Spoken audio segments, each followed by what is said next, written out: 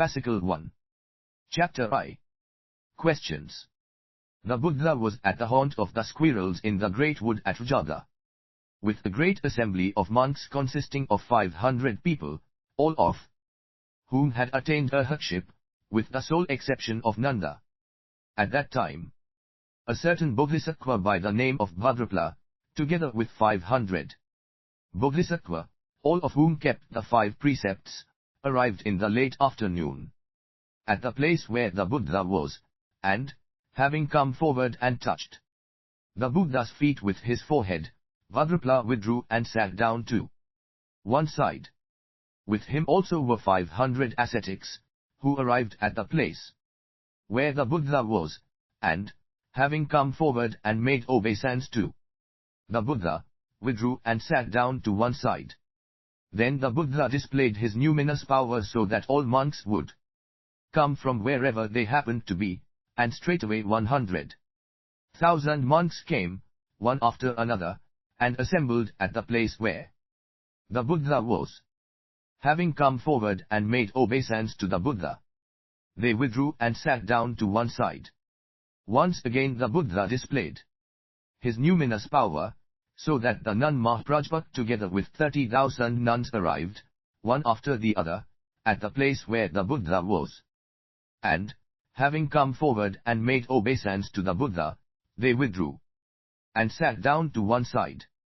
Once again the Buddha displayed his numinous power so that the Bodhisattva Ratnakara left the great city of Whale, the Bodhisattva Guhagupta left the great city of Camp, the Bodhisattva Nadatta left the great city of Dras, the Bodhisattva Sasma left the great city of Kapilvastu, the Bodhisattva Mahsusutavha together with the householder Antapiyada left the great city of Rwast, the Bodhisattva Indradatta left the great city of 903 other Pratyutpanna Samadhi Sutra. 12. Coimb, and the Bodhisattva Varvedeva left the great city of Skake. Each of these Bodhisattva, accompanied by 28,000 people, came to where the Buddha was and, having come forward and made obeisance to the Buddha, they all withdrew and sat down to one side. King Ajtatru of Jaga, together with 100,000 people, came to where the Buddha was, and having come forward and made obeisance to the Buddha, they withdrew and sat down to one side. The 4 heavenly kings, Sakra, lord of the gods, Brahmsapati, the god Mahswara and the gods of Akiniha heaven, each accompanied by many million 100,000 sons of gods, came to where the Buddha was and, having come forward and made obeisance to the Buddha, they withdrew and took up a position to one side. The dragon kings Nanda and Upnanda, the dragon kings Gara, the dragon king Manaswin, and the dragon king Anvatanta, each accompanied by many million 100,000 myriad dragon kings, came to where the Buddha was and, having come forward and made obeisance to the Buddha, they withdrew and took up a position to one side. The Asura kings of the 4 quarters, each accompanied by many million 100,000 myriad Asuras, came to where the Buddha was. And, having come forward and made obeisance to the Buddha, they withdrew and took up a position to one side.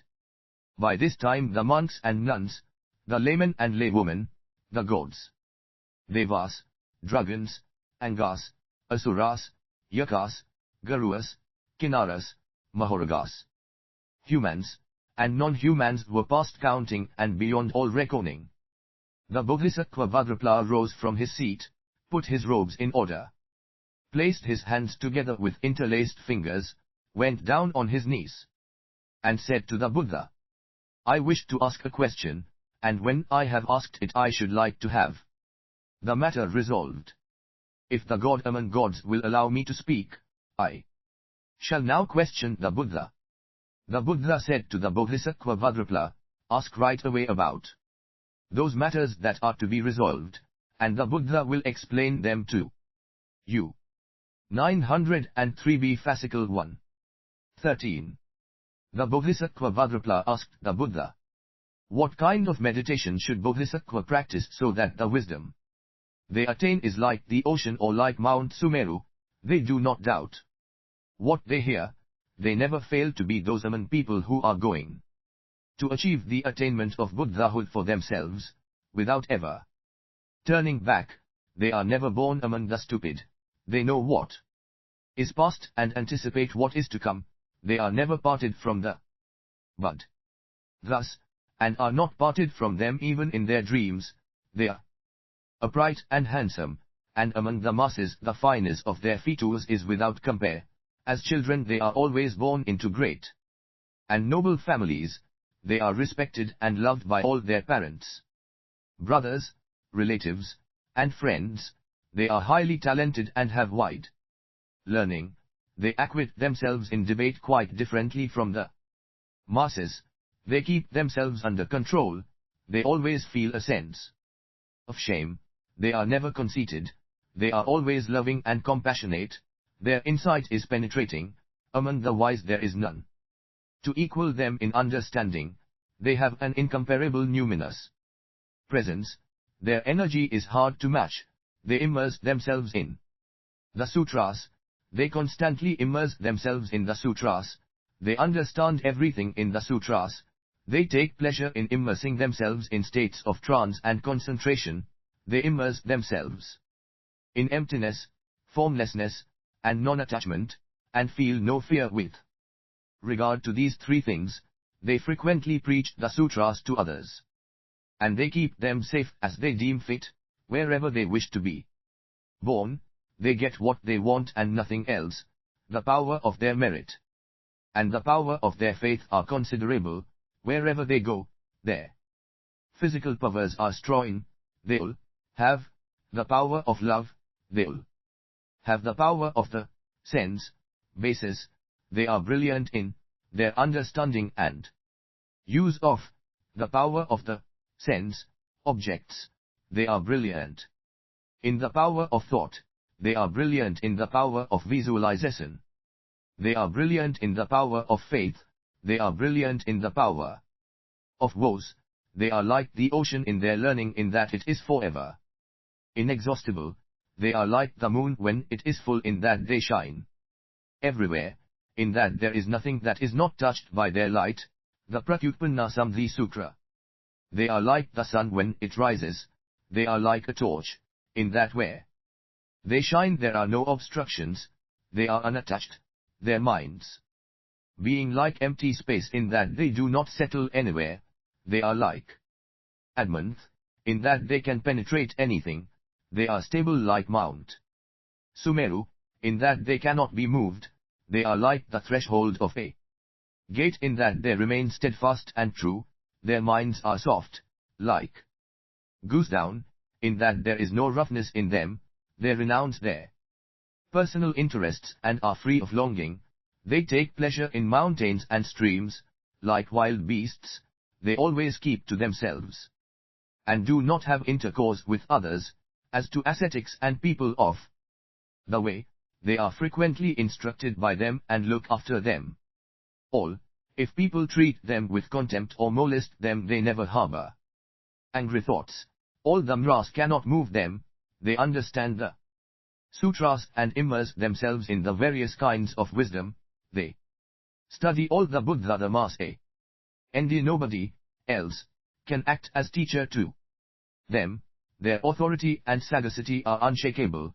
Their conduct, which is deeply absorbed, always conforms to non-being.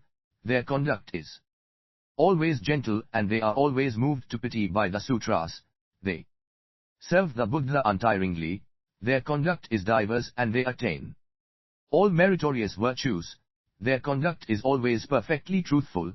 Their faith is always correct and cannot be disturbed.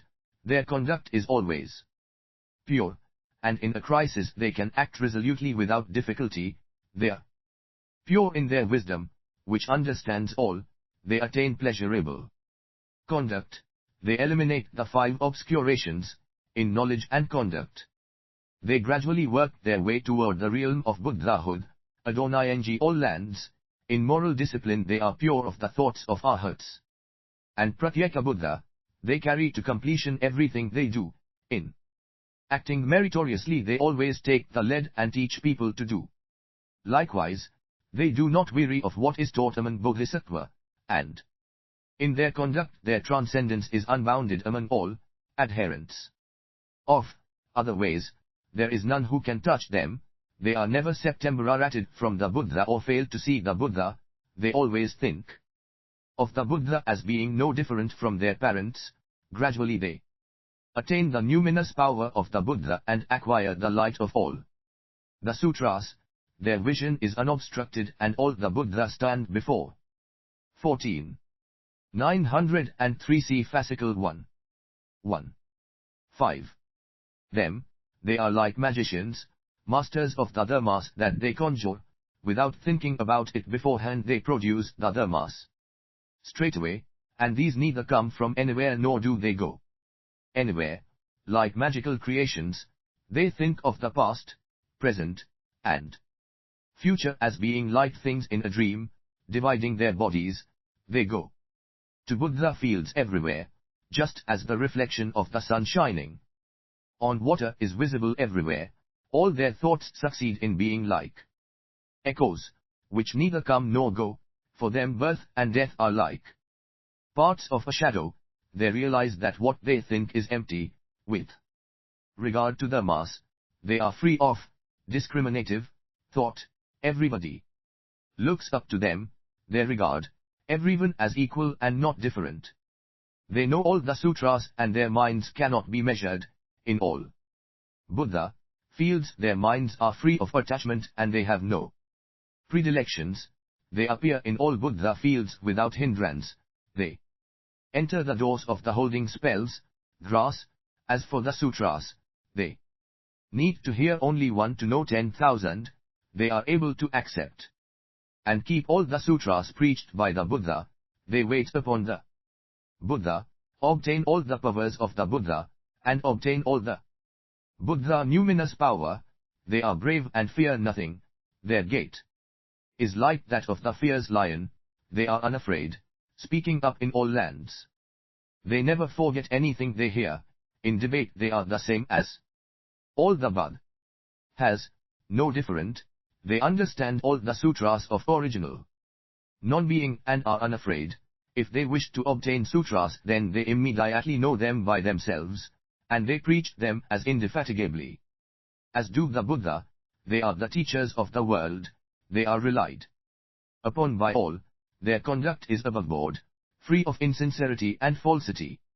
They shine brightly in all the Buddha fields. They are not attached to the three spheres. Their course is unimpeded. Among the masses they have no predilections. They have no longing for the realm of the fundamental limit. By means of all knowledge they teach others how to enter the Buddha's way. They are never afraid nor are they frightened. They know all the volumes of the sutras of the Buddha. Everyone is blessed in the assemblies they are in. When they see the very great love of the Buddha they rejoice. They are acute in their understanding of the Buddha's sutras they study. They are fearless in large assemblies. 904 are the Pratyutpanna Samadhi Sutra. In large assemblies they cannot be surpassed. They are renowned far and wide. They destroy all doubts and difficulties so that everybody understands. They revere the sutras totally. They occupy the lion throne masterfully and teach the dharma like the Buddha. They understand all the Buddha's myriad varieties of speech. They immerse themselves in all the myriad million sounds. They love and respect the sutras of the Buddha. They always think of being by them and are never separated from the love of the Buddha. They take pleasure in putting the Buddha's sutras into practice. In coming and going they always follow the Buddha. They always stay at the side of good friends, without ever wearying of them. In the Buddha fields of the 10 quarters there is no place where they would like to settle. They all undertake the vow and course of action to liberate the myriad people of the 10 quarters. Their wisdom is a precious thing. They all acquire the body of the treasury of the sutras, which is formless like empty space.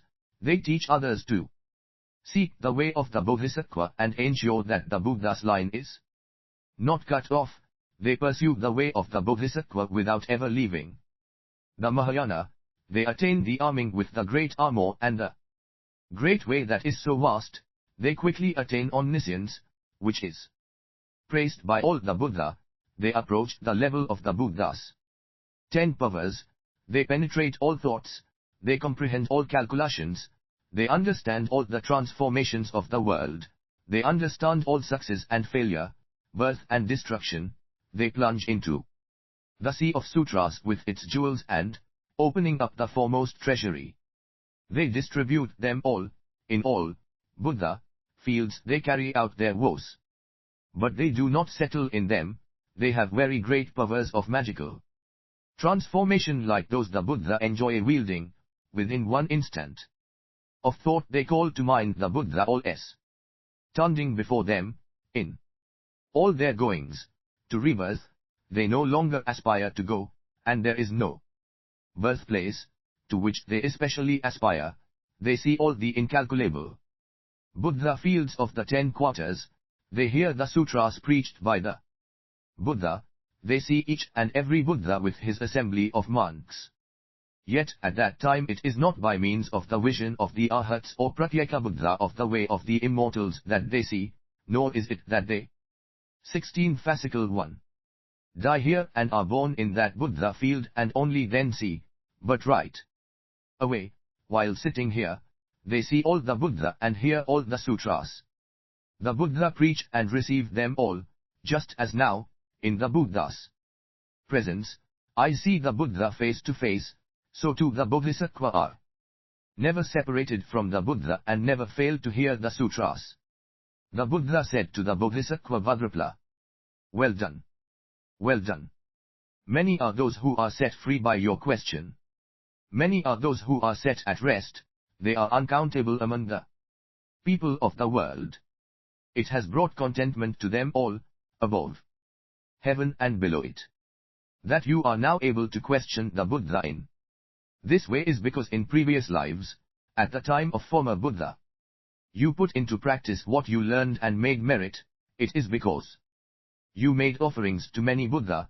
It is because you took pleasure in the sutras. It is because you carried out the practice of the way and kept the precepts. You kept yourself to the practice of them, pure and uncorrupted. You always fed yourself by alms begging. You brought many Bodhisattva to realization. You brought Bodhisattva together and instructed them. For this reason you have very great compassion. You have equanimity toward all people. If at any time you wish to see the Buddha, then you see the Buddha. Your woes are very great. Your conduct is extremely profound. You always keep in mind the wisdom of the Buddha. You keep all the sutras and precepts. You are in full possession of the lineage of the Buddha. Your sagely mind is adamantine. You know all the thoughts of the people of the world. You are to be found in the presence of all the Buddha. The Buddha said to the Bodhisattva Vadrapala, "Your merits are beyond all reckoning." The Buddha said, "There is a meditation called the meditation in which the Buddha of the present all stand before one. Those who practice this meditation will be able to attain all the things you have asked about." The Bodhisattva Vadrapala said to the Buddha, 17. 904b The Pratyutpanna Samadhi Sutra. I pray that the Buddha might, out of his compassion, preach it. If the Buddha were to preach it now, many would be set free, many would be set at rest. I pray that the Buddha might manifest a great light for the sake of Bodhisattva. The Buddha said to the Bodhisattva Vadrapala, "There is one dharma practice you should always rehearse and preserve, which you should always cultivate without follow any other dharmas, and which is most exalted and foremost among all meritorious qualities." What is that foremost dharma practice? It is this meditation called the meditation in which the Buddha of the present all stand before one. 18 Chapter 2. Practice. The Buddha said to the Bodhisattva Vadrapala, Any bodhisattva whose thoughts are at present concentrated and directed toward the Buddha of the 10 quarters, will, if they possess mental concentration, achieve all the exalted practices of a bodhisattva. What is mental concentration? Through compliance with the conditions.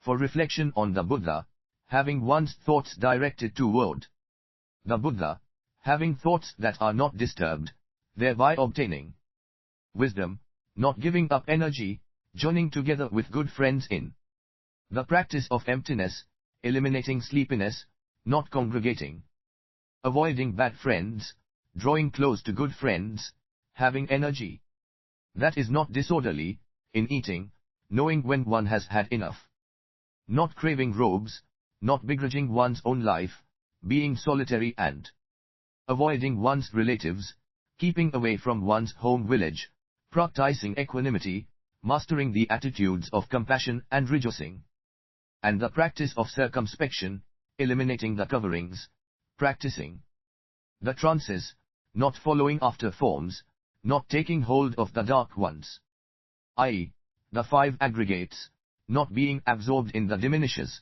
the 12 sense fields, not thinking of the 4 great on the 4 elements, not losing one's temper, not being attached to life, eliminating impurity, not forsaking the people of the 10 quarters, saving the lives of the people of the 10 quarters, regarding the people of the 10 quarters as one's own, regarding the people of the 10 quarters as not one's own, not wanting to grasp at anything, not altering the precepts, practicing the activity of concentration, wishing to recite the sutras, not falling into violation of the precepts, not losing one's mental concentration, not doubting the Dharma, not quarreling with the Buddha, not rejecting the Dharma, not causing unrest in the order of monks, avoiding wild talk, assisting people of the way and of virtue, steering clear of fools.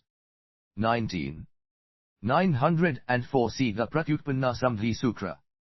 Not enjoying or wishing to hear worldly talk, wishing to hear and enjoy all talk of the way, not wishing to hear that which is produced by taking animals as a basis, practicing the 6 tastes, performing the 5 practices, avoiding the 10 evils, practicing the 10 goods, understanding the 9 vexations, practicing the 8 forms of energy, discarding the 8 forms of sloth, practicing the 8 advantages, practicing the 9 reflections and the 8 thoughts of a person of the way, yet not becoming attached to trance, not being conceited about one's learning, eliminating pride, listening to the preaching of the Dharma, wishing to hear the sutras, wishing to practice the Dharma, ought reckoning things in terms of years, not accepting the conception of a self, avoiding the people of the 10 quarters and not wishing to become attached to them,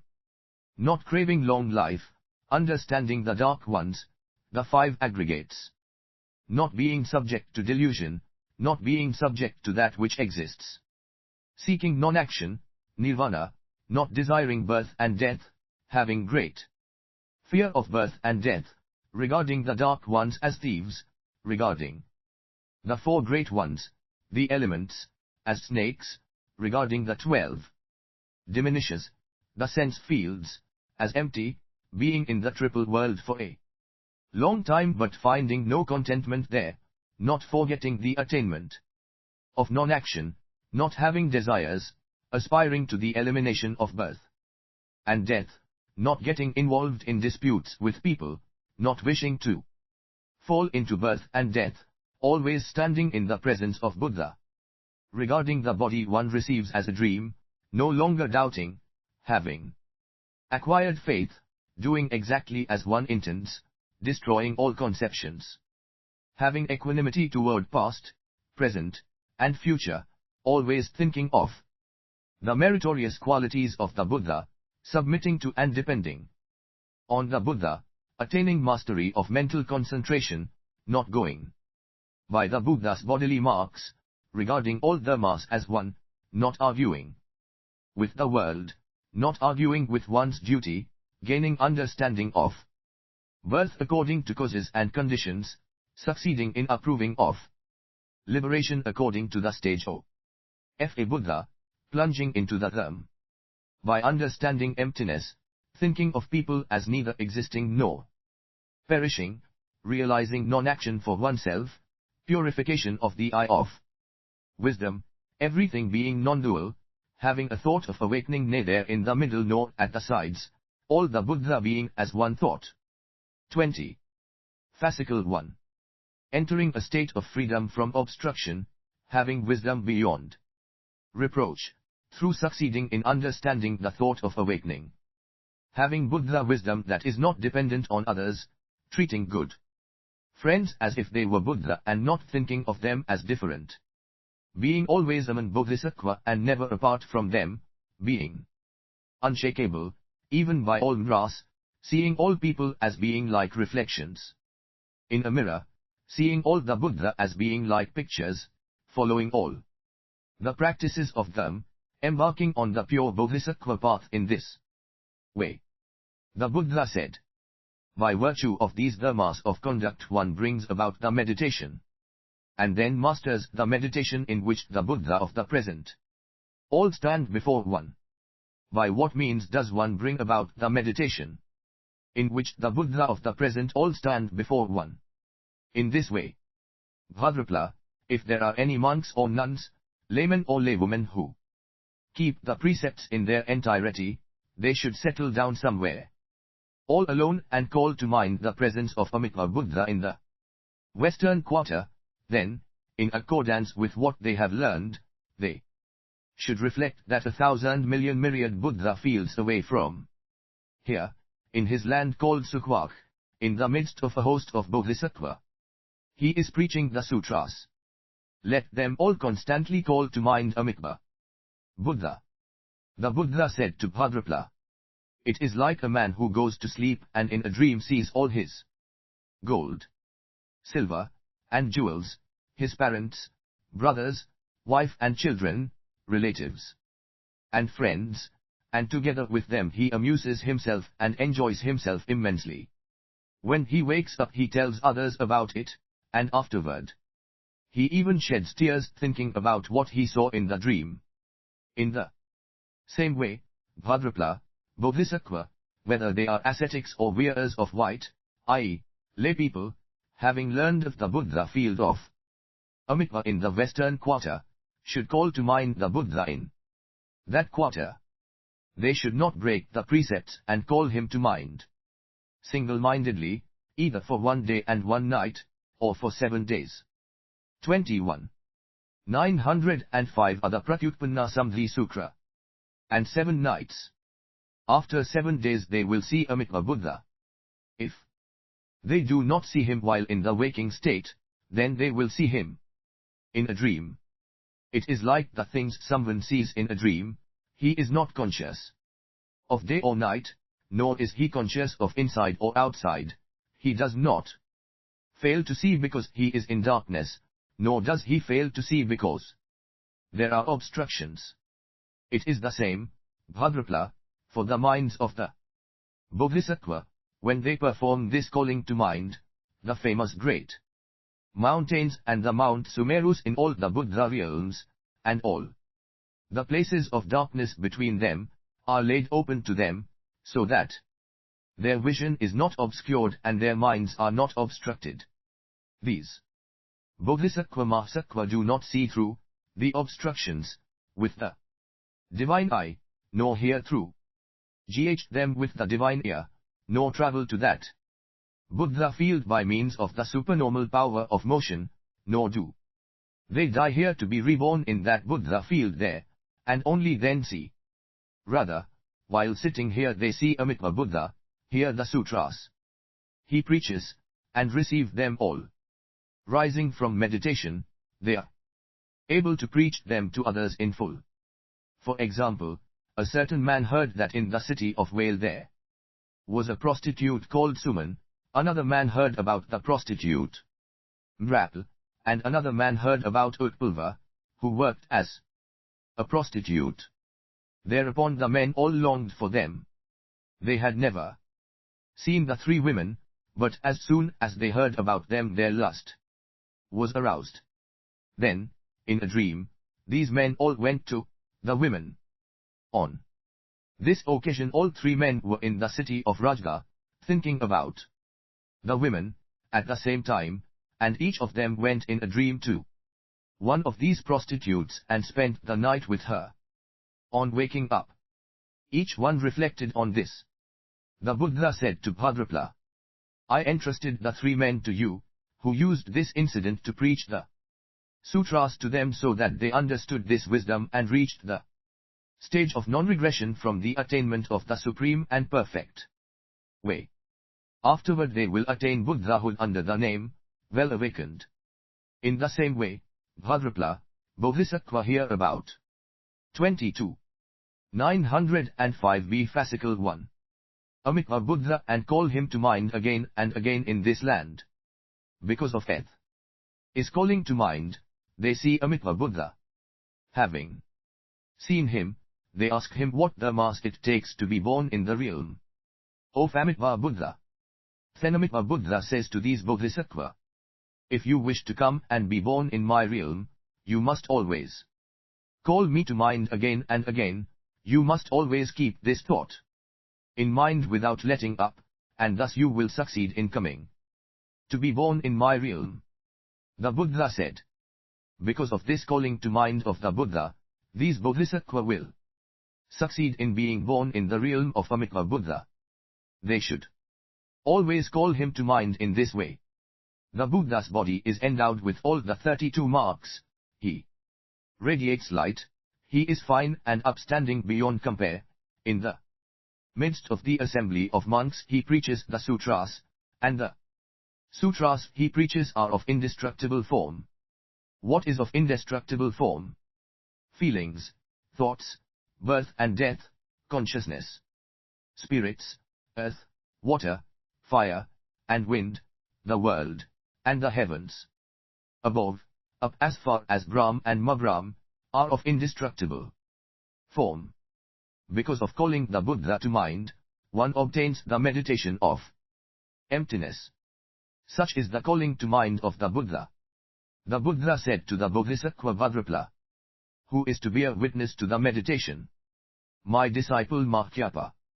The Bodhisattva Indradatta, the Devapukra Sasma, together with those who at this time know this meditation, any who have practiced and mastered this meditation bear witness to it. Wh. At is it to which they bear witness. They bear witness to this meditation knowing it to be the concentration of emptiness. The Buddha said to Bhadrapala. 23 The Pratyutpanna Samadhi Sutra. Once in time past there was a Buddha by the name of Kshuvari. At that time a certain man went on a journey, which took him into a vast marshy wilderness where he was unable to get anything to eat or drink. Hungry and thirsty, he fell asleep and then in a dream he obtained luscious delicacies. After eating and drinking he awoke and his belly was empty. Is not everything that exists like a dream?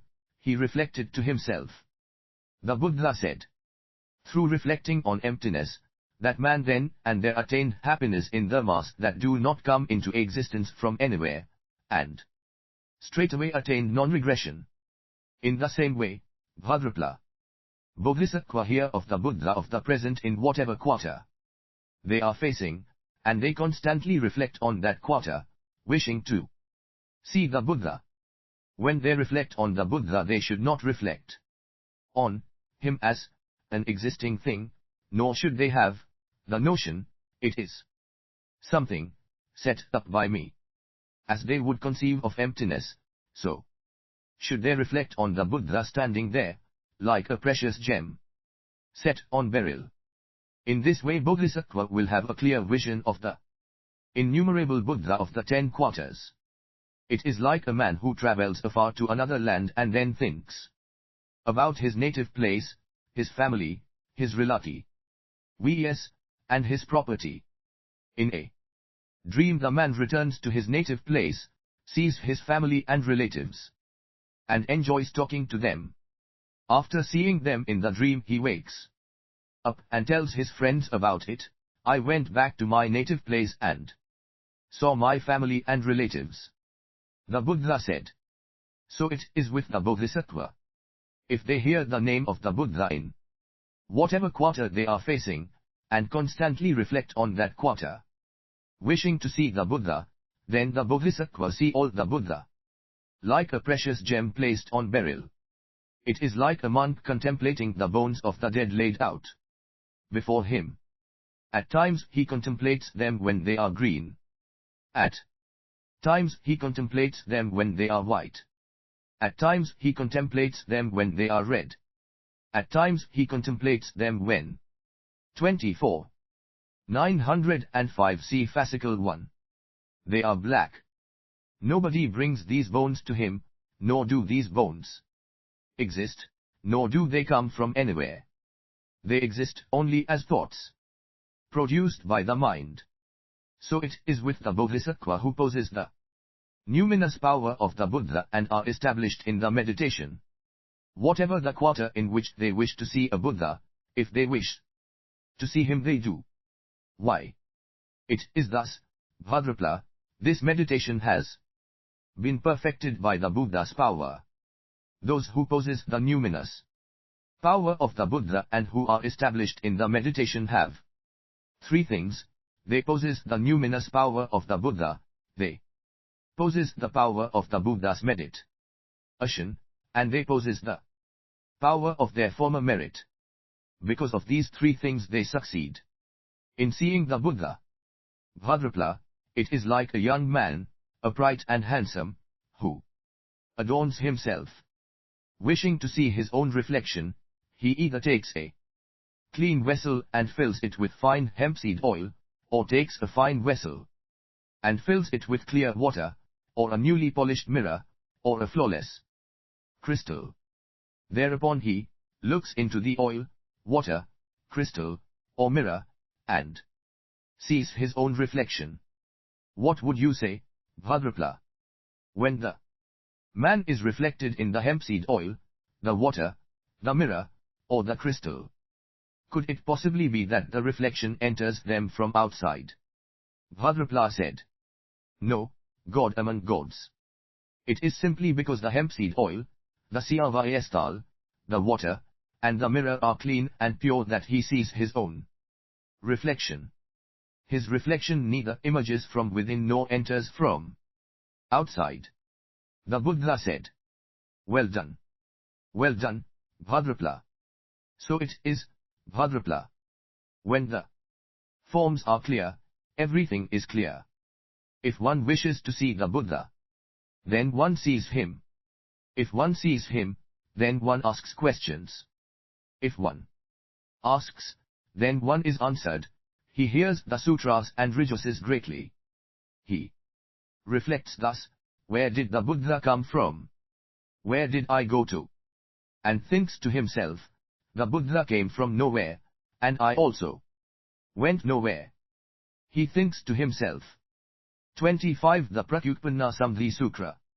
The three realms, the realm of desire, the realm of form, and the formless realm, these three realms are simply made by thought.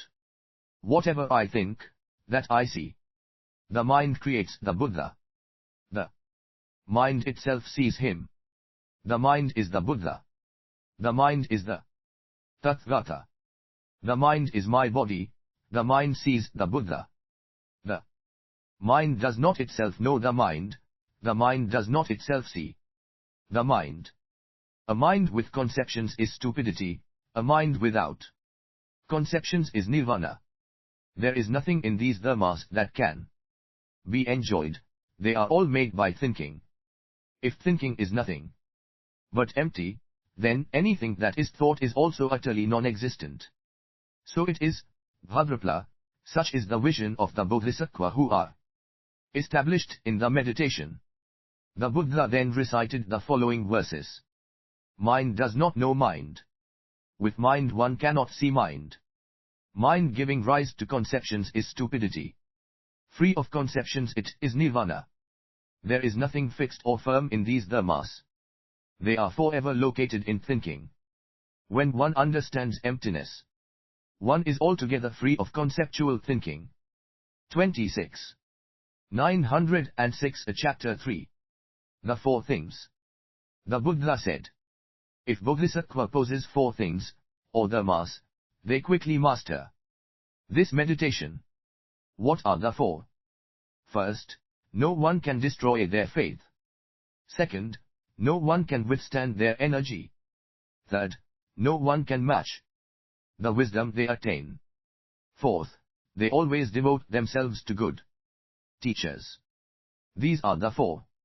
If Bodhisattva poses a further four things, they quickly master his meditation. What are the four? First, for 3 months they should not have a worldly thought, even for the time it takes to snap the fingers. Second, for 3 months they should not go to sleep, even for the time it takes to snap the fingers. Third, continually walking, they should not stop or sit down for 3 months, except for around meal times. Fourth, in preaching the sutras to others, they should not expect clothes or food and drink from them. These are the four. If Bodhisattva poses a further four things, they quickly master this meditation. What are the four? First, they gather people together and come to the Buddha. Second, they gather people together and cause them to hear the sutras. Third, they are not envious. Fourth, they teach people to study the way of the Buddha. These are the four. If Bodhisattva poses a further four things, they quickly master this meditation. What are the four? First, they make an image of the Buddha, or they make a picture for the sake of this meditation. Second, for the sake of this meditation, they take a fine length of plain silk and have someone copy this meditation. Third, they teach conceited people to enter the Buddha's way. Fourth, they always preserve the Buddha's them. These are the four. Then the Buddha recited the following verses of commendation. 27 The Pratyutpanna Samadhi Sutra. You should always rejoice in and believe in the Buddha's Dharma. Recite the sutras and reflect on emptiness, without settling down therein. Be energetic and eliminate sleepiness. For 3 months you should not sit down out of laziness. When the sutras are preached, accept them and study them calmly and carefully. You should do your utmost to spread them far and wide. If anyone gives you presents or offers you food, you should not be pleased. If you do not covet anything, you will quickly obtain the sutra. The Buddha's complexion is as radiant as gold. His body has 32 marks and each mark has 100 blessings or merits. He is fine and upstanding, as if made out of heavenly gold. Commit yourself in advance to all the Buddha of the past and the Buddha of the future. Always think of and make offerings to the Buddha of the present, who are all the most exalted of humans. You should make offerings to the Buddha complete with flowers, perfumes, powdered incense, and food. You should have good thoughts. Because of this, the meditation will not be far away. With the constant music of drums and the music of singing girls, you should always rejoice in the Buddha mind. Since you seek this meditation, you should make images of the Buddha, perfect in various ways and beautiful in various ways, with countenances as radiant as gold. If you seek this meditation, you should always take pleasure in giving. In keeping the precepts, you should be pure and lofty in conduct. Eliminate sloth, and before long you will quickly master this meditation. Do not give rise to anger. Always act lovingly, always act compassionately, be equal-minded, and have no hatred, and presently, before long, you will master this meditation. Love your good teachers utterly, regarding them as Buddha. You should be free of anger and covetousness. You should not be ungenerous with the gift of the sutras. So is it taught. You should hold firmly to all the Sutra, dharmas, and you should immerse yourself in them all according to this theseist way and the path of all the Buddha. They who proceed in this manner shall presently, before long, master the meditation. 28. 906b Fascicle 1. The Buddha said to Bhadrapala, in this way Bodhisattva should be loving and cheerful toward good. Teachers should regard their teachers as Buddha, and should provide them with every service. When they wish to write out this meditation sutra or when they wish to study it, Bodhisattva should honor their teachers in this way. Bhadrapala, if Bodhisattva were to become angry at their good teachers, if they were to find fault with their good teachers, or if they do not regard their good teachers as Buddha, they will have difficulty in mastering the meditation. Bhadrapala, it is like a clear-sighted person who gazes at the constellations at midnight and sees the stars in great profusion. In the same way, Bhadrapala, when the Bodhisattva who possess the numinous power of the Buddha and are established in the meditation look toward the east, they see many hundreds of Buddha, many thousands of Buddha, many myriads of Buddha, many millions of Buddha. In the same way, they see all the Buddha of the 10 quarters as well. The Buddha said to Bhadrapala, these Bodhisattva, like the eyes of the Buddha, know all and see all. Thus, Bhadrapala, these Bodhisattva who wish to master the meditation, in which the Buddha of the present all stand before one, will become perfectly endowed with liberality, the same with keeping the precepts.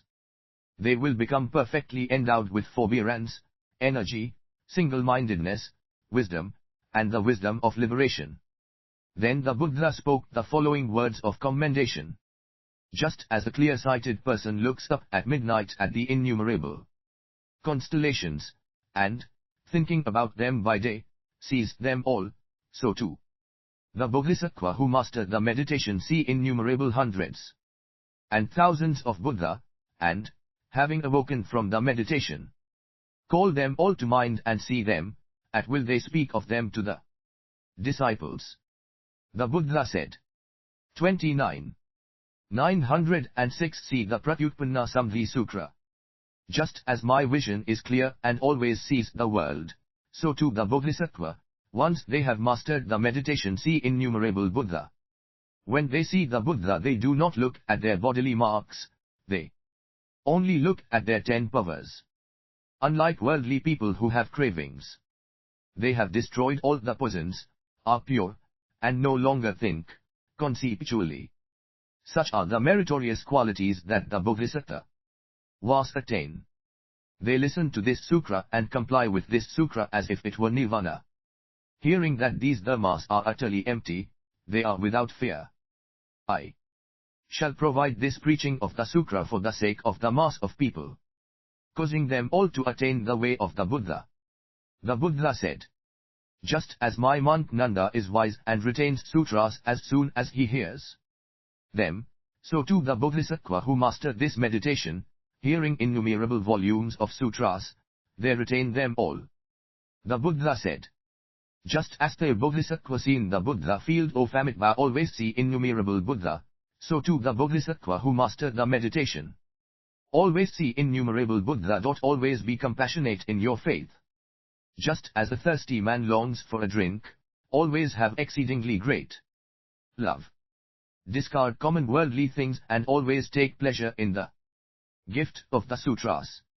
Therefore you will be pure and will master the meditation before long. 30. 907a. Chapter 4. Similes.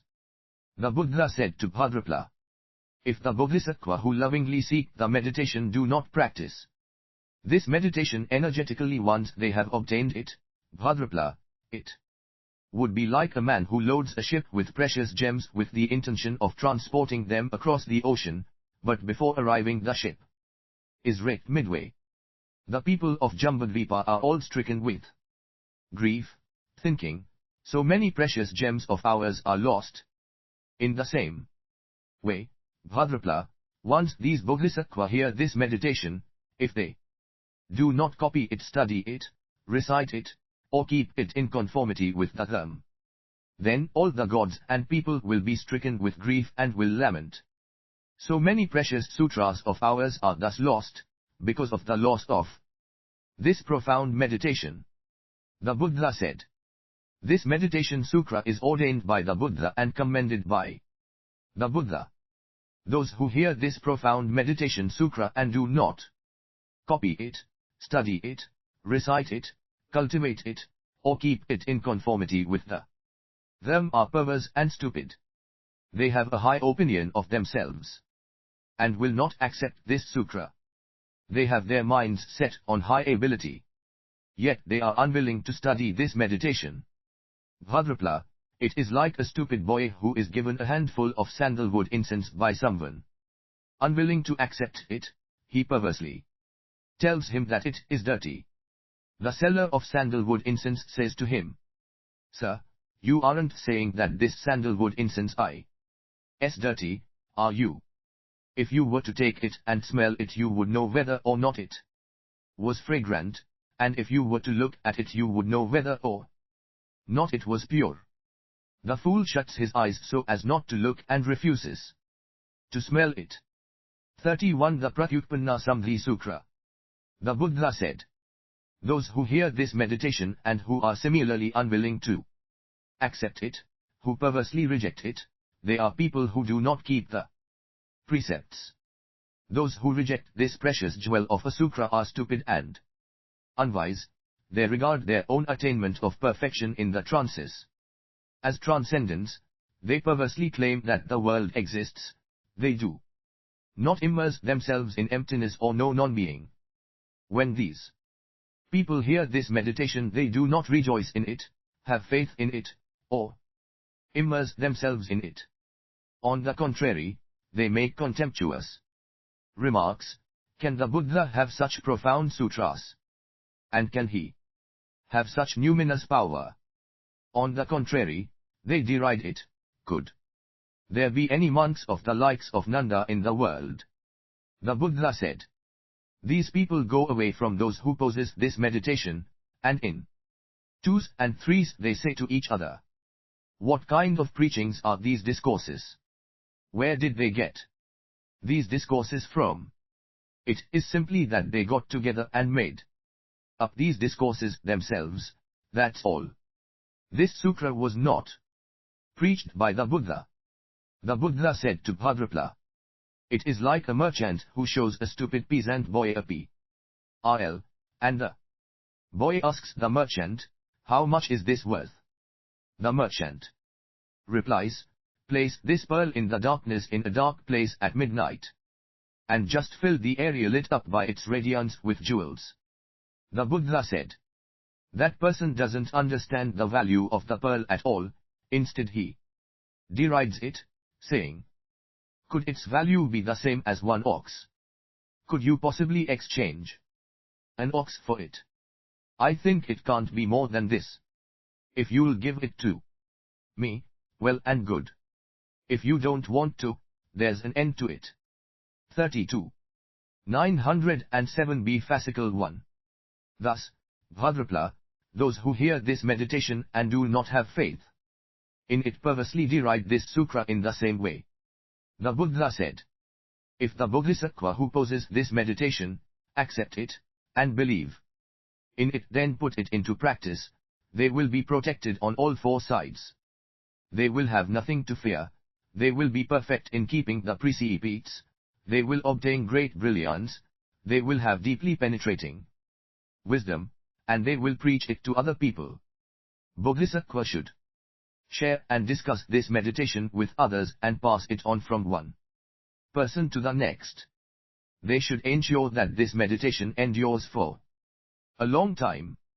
The Buddha said, stupid people, even though they have not made offerings under the Buddha of former generations and have not made merit, are nevertheless conceited, and they engage in much slander and jealousy for the sake of material gain. They wish only to court fame, they wish only to make a noise. They do not acquire a good teacher, nor do they understand the Sutras. When they hear this meditation, they do not have faith in it, rejoice in it, or immerse themselves in it. On the contrary, they slander it to others, saying, "It is just that those shameless people have made this Sutra for themselves." This Sutra was not preached by the Buddha. The Buddha said to Bhadrapala, "I now tell you this, Bhadrapala. If a seeker of the way of the Bodhisattva, either a good young man or a good woman, were to fill these 3,000 lands with precious gems and offer them to the Buddha, any merit from this act would not be as good as hearing this meditation. If any Bodhisattva were to hear this meditation, believe in it, and rejoice in it, the increase in their blessings would be so much greater." Then the Buddha spoke the following words of commendation. If these 3,000 lands were filled with precious gems and offered to the Buddha in order to seek Buddhahood thereby, and if another 33 the Pratyutpanna Samadhi Sutra man who took up this meditation that the Buddha has praised, heard it, and believed in it, the increase in his blessings would be greater. The Buddha said, "These deluded and conceited people, unbelievers and followers of bad friends, do not believe in or rejoice in this sutra when they hear it. They are no different from the enemies of my sutras. These people who do not keep the precepts are sunk in arrogance. One after the other people hear their words, believe, and follow them. This is to destroy the Buddha's dharma. These people say to each other, this sutra was not preached by the Buddha. They utter this slander outright." The Buddha said, "If anyone believes in this meditation, that person has seen past Buddha in former lives. It is just for the sake of these believers that I therefore preached this meditation. Such people as these always preserve the Buddha's dharma. Those who hear this sutra, believe in it, and rejoice in it, you should know that they are not far from Buddhahood. Those who keep the precepts strictly are always true-hearted and honor the sutras. It is just for the sake of these people that I therefore preach." The Buddha said to Bhadrapala, "It is exactly as I say. It is for this reason only that I preached this discourse.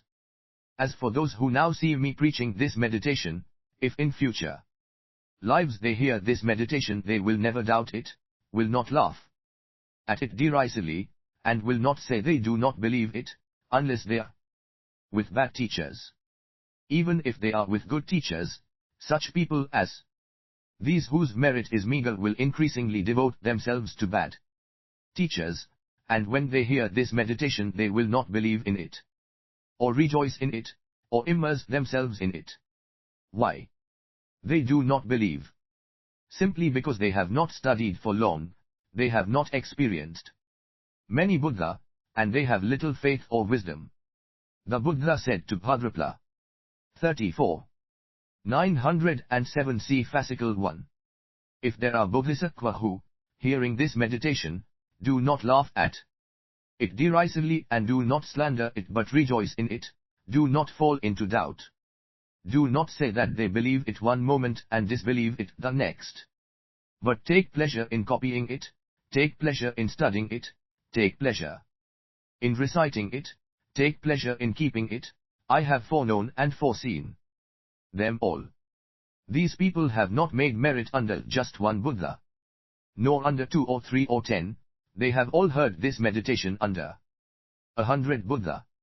If, when they hear this meditation at a future time, they copy, study, recite, and keep the volumes of the Sutra, and finally, if they cultivate it for 1 day and 1 night, their blessings will be incalculable, they will attain non-regression and fulfill their aspirations." The Buddha said to Bhadrapala, "Listen as I teach a simile. Bhadrapala, it is like a person who takes one Buddha field and pounds it all to atoms of dust. Taking one atom of this dust, he again pounds it into as many atoms as there are atoms of dust in one Buddha field. Taking all of those atoms of dust, each and every one of them, he again pounds them into as many atoms as there are atoms of dust in one Buddha field. What would you say, Bhadrapala, would there be a great number of these atoms of dust? Bhadrapala said, a very great number, God among gods. The Buddha said to Bhadrapala, I cite this simile for you all. If a bodhisattva takes each of these atoms of dust and puts it in a Buddha field, fills that number of Buddha fields with precious gems, and uses all the gems as an offering to the Buddha, it is not as good as hearing this meditation. If another bodhisattva, when he hears this meditation, copies it, studies it, recites it, keeps it, or preaches it to other people, even for a moment, that bodhisattva's merit is incalculable. The Buddha said, those who possess this meditation, who copy, study, recite, and keep it, and preach it to other people, if the blessings for them are such. 35. 908 The Pratyutpanna Samadhi Sutra. How much more would they be for those who cultivate this meditation and perfect it? The Buddha then recited the following verses. Although one fills with jewels and makes a donation of the 3,000 great thousand realms, if one does not hear such a sutra as this, one's merit and blessings will be paltry. Any bodhisattva who seek much merit should teach and take up the practice of this meditation. If they are quick to believe and recite this sutra, their merit and blessings will be infinite. If worlds as numerous as the atoms of dust in one Buddha land were all pounded to pieces and reduced to atoms of dust, and Buddha lands exceeding their number were filled with precious gems and used as a gift, and if someone were to take up and preach to others the meaning of 4 lines from the Lord of Tea, he world herein, this meditation being the wisdom of all the Buddha, the merit of hearing it would be beyond comparison, not to mention those who expounded it themselves, took it up, recited it, reflected on it even for a moment, or made ever-increasing progress in their practice of it. Their merit and blessings would be beyond measure. Even if everyone were to become Buddha, pure in sagely knowledge, foremost in wisdom, and all for millions of eons, and more, were to expound the merit of one verse, and were to extol its blessings until their nirvana, singing its praises for countless millions of eons, they would not be able to exhaust the merit connected with one verse from this meditation.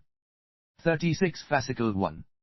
If the area of all Buddha lands in the 4 quarters, the 4 intermediate points, the zenith and nadir, were filled with precious gems and used as a gift, so as to make an offering to the Buddha, God among gods, and if someone were to hear this meditation, the blessings he would obtain would exceed that. As for those who recited and expounded it calmly and carefully, their merit could not be conveyed by any analogy. Conceit never arises in them, nor do they ever pursue an evil destiny. They understand the profound dharma, and are not enmeshed in doubt. Such are the results of practicing this meditation. The scholars thereby see and honor me. With their great virtue and energy, they are attached to nothing. They increase their faith and understanding as bodhisattva.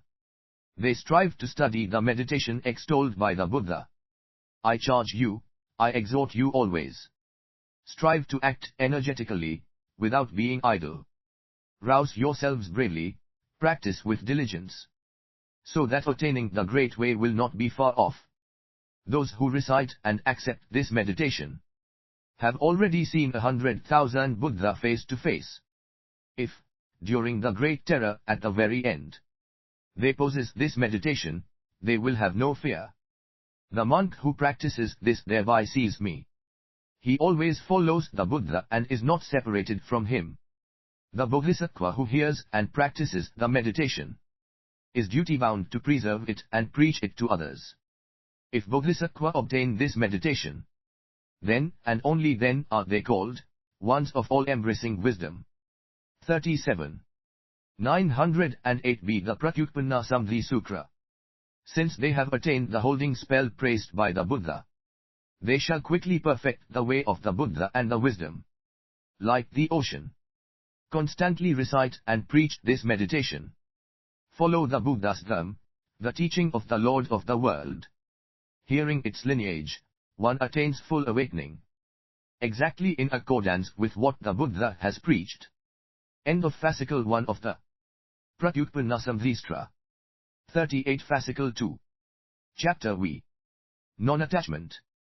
The Buddha said to Bhadrapala, "How should this meditation for Bodhisattva be undertaken? Just as I, the Buddha, am now preaching sutras in your presence, Bodhisattva should think that the Buddha are all standing before them. They should fully call to mind the Buddha, who are upright, whom everyone wants to see. They should think of each and every mark, recalling that no one can see the tops of the Buddha heads. They should think of all this in full, and they will see the Buddha. They should think, I myself will also be like this, I will also acquire such bodily marks as these, and will also attain such morality and meditation as these. They should think, will I attain this through the mind or will I attain it through my body? They should think again, the Buddha did not attain it by means of the mind, nor did he attain it by means of the body. Buddhahood is not attained by means of the mind, nor is it attained by means of form. Why? As for mind, the Buddha has no mind. As for form, the Buddha has no form. It is not by means of this mind and form that one attains supreme and perfect awakening. Why? The Buddha's form has come to an end. The Buddha's feelings, conceptions, birth and death, and consciousness have come to an end, and what the Buddha preaches has come to an end, which is not perceived or known by fools but is understood by the wise. They should think, what kind of thoughts should one have to attain Buddhahood? Should one attain Buddhahood by means of the body, or should one attain it by means of wisdom? Furthermore, they should think, one does not attain Buddhahood. 39. 908c The Pratyutpanna Mahi Sutra. Through the body, nor does one attain it through wisdom. Why? If one looks for wisdom, one cannot find it. Even if one looks for the I, it cannot ever be found. Nothing is attained, nothing is seen. All the mass are originally non-existent. To think that they exist causes attachment. If they do not exist, to say perversely that they do is also attachment. One neither thinks of these two, nor does one incline to what is between them. It is for this reason alone that they are not on either side, nor in the middle. They neither exist, nor do they not exist. Why? All the mass are empty, they are like nirvana, they are indestructible, imperishable, and unsteady. They are neither here nor there, they are markless, they are unwavering. What does it mean to say they are unwavering? Wise people cannot calculate them, therefore they are unwavering. Thus, Bhadrapala, when the Bodhisattvas see the Buddha, the thoughts in the Bodhisattva minds are free of attachment. Why? I have preached non-existence, the sutras preach non-existence, and if one is not attached to that, has destroyed the root and cut off the root, this is non-attachment.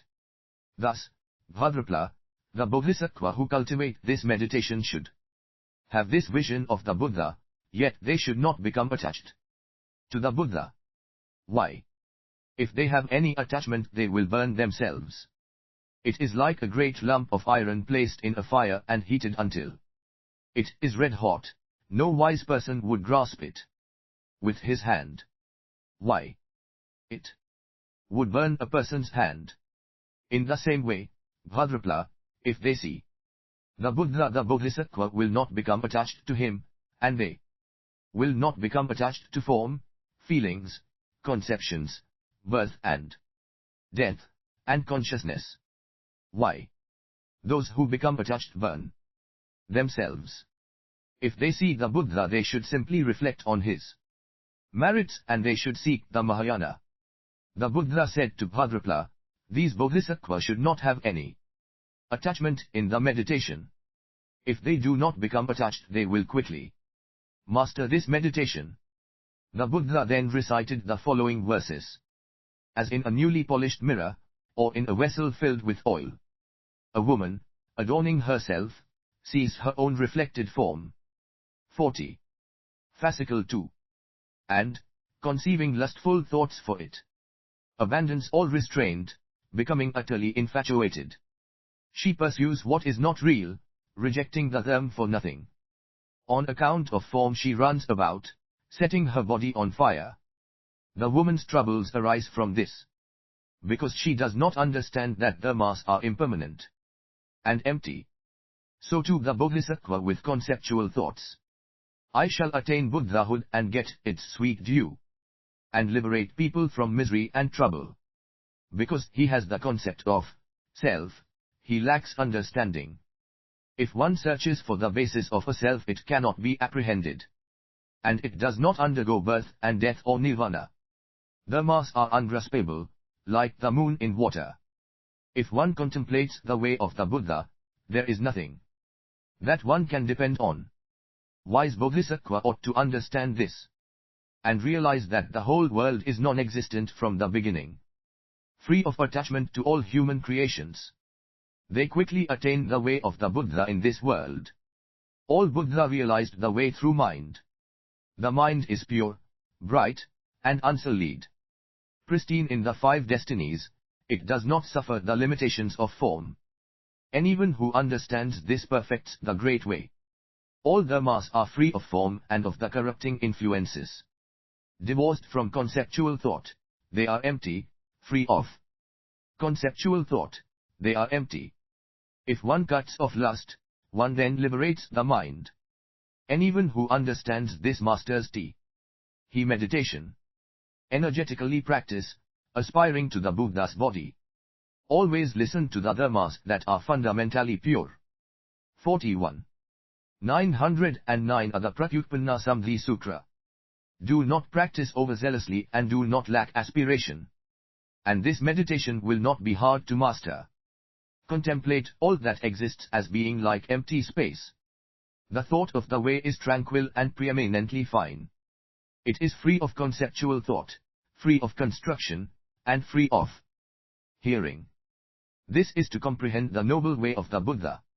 Seeing all forms, one is free of conceptual thought. One's vision is free of attachment and does not come and go. If one always contemplates the Buddha as equal to emptiness, one has already transcended the aspirations of the world. Those people who are pure, whose vision is unsullied, who practice energetically and are always tranquil, receive incalculable sutra dharmas, and reflect on this meditation with clear discernment. Practicing this meditation, they are free of attachment. They dispel all darkness and achieve mental concentration. They do not see the heroes of the world, for them there are no worthies and sages. The followers of heterodox ways are confused when they hear this. Transcending conceptual thought, they should strive resolutely. With a pure mind they will succeed in seeing the Buddha. Once they have seen the Buddha, they will not see them again. Only then will they understand this noble meditation. Earth, water, fire, not Hing can obstruct them. Wind and empty space cannot block them either. They who practice this energetically will see the 10 quarters. Sitting down, they will hear at a distance and receive the dharmas that are taught, just as I expound the sutras here. And those who delight in the dharma of the way see the Buddha face to face. 42 Fascicle 2. They who undertake the practice energetically and are free of attachment follow only the dharma preached by the Lord of the world. In this way the practitioners are free of thought. Listen only to the message of the way and undertake the gift of the Dharma. Always reflect on and understand this meditation, and everywhere carefully receive and recite what the Buddha has expounded. All past Buddha have discussed the Dharma, as will future lords of the world. They expound, disseminate, and analyze the meaning. Together they all extol this meditation. I too, like this, am Lord among humans, supreme in the world, the Father of beings. I know and understand all, this is the vision of the way. Therefore I explain and reveal the tranquil meditation. Anyone who recites and accepts this meditation will always enjoy physical ease and mental composure. These are the incalculable virtues of the Buddha. They ensure that it will not be hard to acquire the noble way of the Buddha. Widely they gather an inconceivable host of sutras, wishing to penetrate the teachings of all the Buddha. Quickly they eliminate desire, and all impurities, and energetically practice this pure meditation. In the present world they wish to see innumerable Buddha. They take pleasure in hearing and receiving the Dharma from the Lords. Quickly they eliminate form and get rid of attachment, and practice this pure and tranquil meditation. 43. 909b The Pratyutpanna Samadhi Sutra. Here they have no lust or anger.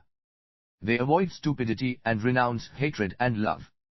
They get rid of ignorance and eliminate suspicion. Thus they acquire an understanding of the tranquil meditation. 44 Chapter 6. The Four Classes. The Bodhisattva Bhadrapala said to the Buddha, "How marvelous is your preaching of the meditation, God among gods! If any Bodhisattva who has renounced desire in order to become a monk should hear this meditation, how should he study it, how should he keep it, and how should he practice it?" The Buddha said, "If any Bodhisattva who has renounced desire in order to become a monk wants to study this meditation, recite this meditation, and keep this meditation, he should be pure in keeping the precepts and he should not deviate from the precepts by so much as a hair's breadth." What is meant by a Bodhisattva's not deviating from the precepts? He keeps all the prohibitory rules. He should keep all the rules for going out, coming in, and walking. He should not transgress the precepts by so much as a hair's breadth, and he should always fear and avoid insincerity. He should keep all the prohibitions. To keep them like this is to be pure in keeping the precepts. What is meant by a Bodhisattva's deviating from the precepts? Such a Bodhisattva looks for form. What I looking for form? This person thinks, by means of this merit may I, in a future rebirth, become either a god or a universal monarch. The Buddha said, because of this the Bodhisattva deviates from the precepts. He always uses this practice, uses these precepts, and uses the blessings derived from self-control to aspire to a place of rebirth and to enjoy his desires. This is deviating from the precepts. The Buddha said to Bhadrapala. 45 The Pratyutpanna Samadhi Sutra. The Bodhisattva who wishes to study this meditation should be pure in keeping the precepts. He should be perfect in keeping the precepts.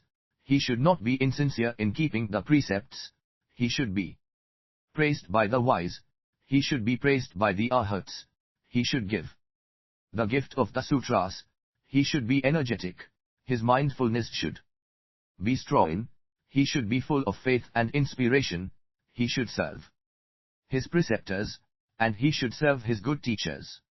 The person from whom he hears this meditation, in whatever place he is able to hear this meditation, he should regard that person as a Buddha.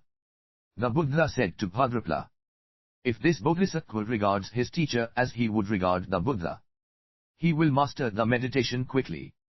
If he does not honor his good teacher, if he is disrespectful to his good teacher and imposes upon him, then even if he studies this meditation for a long time, keeps it for a long time, and practices it for a long time, if he does not honor his good teacher he will quickly lose it.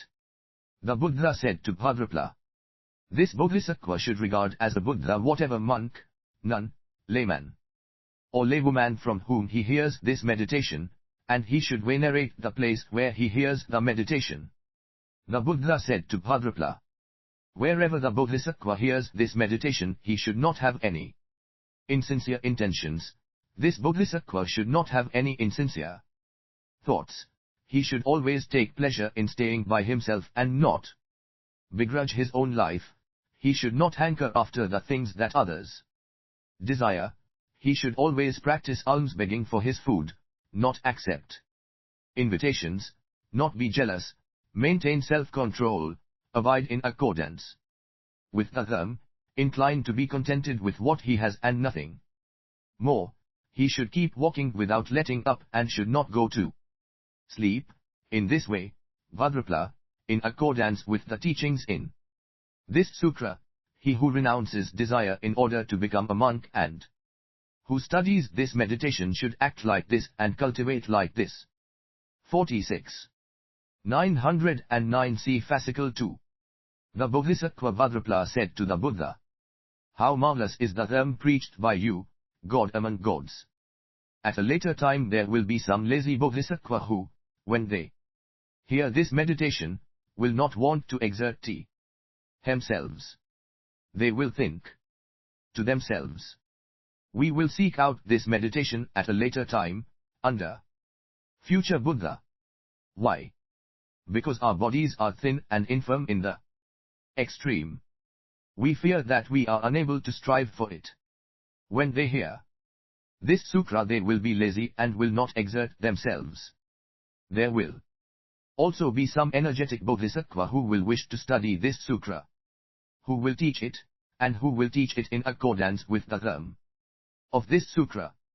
Because of this sutra they will not begrudge sacrificing their bodies or their lives, and they will not hanker after others' possessions. If people praise them they will not for that reason be pleased. They will not be addicted to alms or robes, they will have no longings, they will always be free of desires. Hearing this sutra, they will not be lazy but always exert themselves. These people will not think, we shall only strive for it later, under future Buddha. They will think to themselves, even if it makes our sinews, marrow, and flesh all shrivel up, we will study this meditation without ever slackening. They will think to themselves, we shall never die lazy. When they hear this sutra they will all rejoice. Then the Buddha said, well done, Bhadrapala. It is exactly as you have said. I shall help them to rejoice, and all the Buddha of the past, present, and future will help them rejoice. The Buddha then recited the following verses. If one fully accepts and studies the dharma I am now preaching, and abides in solitude, pursuing meritorious conduct and exercising self-restraint, this meditation will not be hard to master. Always beg for alms food, do not accept invitations. Renounce all desires and pleasures. 47. 910 The Pratyutpanna Samadhi Sutra. Honor as you would the Lord of the world the dharma teacher, from whom you hear this meditation. They who recite and practice this meditation are always energetic, not lazy. They must not be grudging with the sutra dharma. Without angling for offerings, they give the sutra. If one accepts this meditation, one is then a son of this Buddha. Those who study and practice in this way never take long to master the meditation. Be ever zealous, not lazy. Eliminate sleep, set free the mind. You should avoid bad friends. Then practice according to this dharma. Discard self-indulgence, do not rest. Always avoid the congregating of the multitude. Monks who strive for this meditation should do this, in accordance with the Buddha's teaching. The Bodhisattva Bhadrapala said to the Buddha, as for a nun who seeks the way of the Bodhisattva, who wishes to study this meditation and cultivate it, what dharmas should she establish herself in to study and cultivate this meditation? The Buddha said to Bhadrapala, a nun who seeks to set out in the Mahayana, and who studies and cultivates this meditation, should be modest and respectful, should not be envious, should not get angry, should innate conceit, eliminate haughtiness, refrain from laziness, should be energetic, get rid of sleepiness, should not go to sleep, renounce all possessions, should keep herself ever pure, should not be sparing of sacrificing her body or life, should always rejoice in the sutras, should strive for great learning, should get rid of greed, anger, and stupidity, get out of Mra's net. 48 Fascicle 2. Should get rid of her beloved clothes, ornaments, beads, and rings. Should not be foul-mouthed, should not covet fine alms balls or robes. Should be praised by others, and should not be insincere. When she studies this meditation, she should honor her good teachers and regard them as Buddha. She should accept the teachings of this sutra and cultivate this meditation. The Buddha then recited the following verses. If a nun conducts herself respectfully, is not envious and avoids anger, eliminates arrogance and gets rid of haughtiness, if she conducts herself in this way, she masters the meditation. She should be energetic and eliminate sleepiness, renounce desire and not covet long life, be single-minded in loving this Dhamma. If she seeks the meditation, so should she act. She must not give in to lustful thoughts. She must do away with anger and stupidity. She must not fall into Mra's net.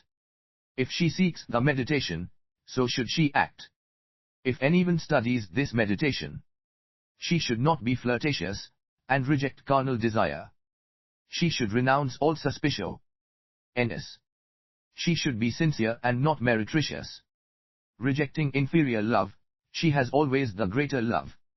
She honors the good teacher selflessly. She should avoid all evils. If she seeks the meditation, so should she act. If she strives for the Dhamma and wishes to master it, she should not be attached to balls and robes, and should regard as no different from the Buddha the person from whom she hears this meditation. 49. 910b The Pratyutpanna Samadhi Sutra. The Bodhisattva Bhadrapala said to the Buddha, if a white-clothed Bodhisattva, one who cultivates the way while living in a household, i.e., a layperson, should wish, when he hears this meditation, to study and cultivate it, how should he establish himself in the Dhamma so as to study and cultivate this meditation? The Buddha said to Bhadrapala, a white-clothed Bodhisattva who, on hearing this meditation, wishes to study and cultivate it, should hold firmly to the 5 precepts and remain pure. He should not drink wine or give it to other people to drink. He should not have intercourse with women, neither should he himself do so, nor should he advise other people to do so. He should not have any affection for his wife and children. He should not long for sons and daughters. He should not long for property. He should always think longingly of abandoning household life and undertaking the life of an ascetic. He should always maintain the 8-fold fast, and for the duration of the fast he should always keep the fast at a Buddhist monastery. He should always think of giving and not think, I myself shall obtain blessings from it, but give for the sake of myriad people. He should always have great love for his good teacher. If he sees a monk who keeps the precepts, he should not be disrespectful to him or speak ill of him. When he has conducted himself in this way, he should study and cultivate this meditation. The Buddha then recited the following verses. If a Bodhisattva living in a household wishes to master this meditation, he should always study it thoroughly, without any craving in his heart. When he recites this meditation, he should think eagerly of becoming an ascetic. He should not desire his wife and children, and he should renounce property and sex. 50. Fascicle 2. He should always uphold the 5 precepts and the 8-fold fast for 1 whole day. At the time of the fast, in a Buddhist monastery. He should study the meditation with acute penetration. He should not speak ill of others, nor be given to rude or disrespectful conduct. With the mind free of the desire for glory, he should practice this meditation, honoring all the Sutra dharmas. He should always delight in the way. With the mind free of insincerity and falseness, he should eliminate mean and jealous thoughts. He who studies this meditation should always behave respectfully, doing away with arrogance and self-indulgence. He should serve the community of monks. The Bodhisattva Bhadrapala said to the Buddha, "If a laywoman seeking to set out in the Mahayana should wish, when she hears this meditation, to study it and cultivate it, what dharmas should she practice in order to study and cultivate this meditation?" The Buddha said to Bhadrapala, "If a laywoman seeking to set out in the Mahayana should wish, when she hears this meditation, to study and cultivate it, she should keep the 5 precepts, she should commit herself to the 3, what 3? She should commit herself to the Buddha, commit her life to the Dharma, and commit her life to the Sangha, community of monks. She should not follow other ways, she should not worship the gods, she should not take any notice of lucky days, she should not be flirtatious, she should not be unrestrained, and she should not have desires. A laywoman should always think of giving, she should wish eagerly to hear the sutras and exert herself to increase her learning. A laywoman should." 51. 910 See the Pratyutpanna Samadhi Sutra. Always honor her good teachers, she should always have an unremittingly attentive mind. When monks or nuns pass by, she should always give them hospitality by offering them a seat and waiting on them with food and drink. The Buddha then recited the following verses. If a laywoman recites this meditation, she should follow the teachings of the Buddha's Dharma, and uphold the 5 precepts in their entirety. When she cultivates this meditation, she should honor the Buddha, as well as the Dharma and the Sangha. And she should honor her good teacher. She should not follow other ways. She should not sacrifice to the gods. Practicing this meditation, if she sees people she should rise and greet them. Should give up killing, theft, and licentiousness. She should be truthful and not speak deceptively. She should not go to wine shops. She should practice this meditation. Her mind should not harbor craving. She should always think of giving. She should do away with insincere thoughts, and not talk about the shortcomings of others. She should always honor and serve monks and nuns. Hearing words of them, she should accept them all. Thus should she study the meditation. 52 Chapter 7. The Prediction. The Bodhisattva Bhadrapala asked Eth. E Buddha, how wonderful that the God among gods, the Tathagata, has in this way preached this meditation, which all Bodhisattva delight in, practicing it energetically and not becoming slothful about supreme and perfect awakening. After the Buddha's parinirvana, will this meditation exist in Jambudvipa? The Buddha said to the Bodhisattva Bhadrapala, after my parinirvana, this meditation will appear for 40 years, after which it will no longer appear. Later, in the age of disorder, when the Buddha's sutras are about to vanish, the monks will no longer accept the Buddha's teachings. Afterward, in the age of disorder, states will take up arms against other states. At that time this meditation will repair in Jambudvipa. Because of the Buddha's numinous power, this meditation sutra will again emerge.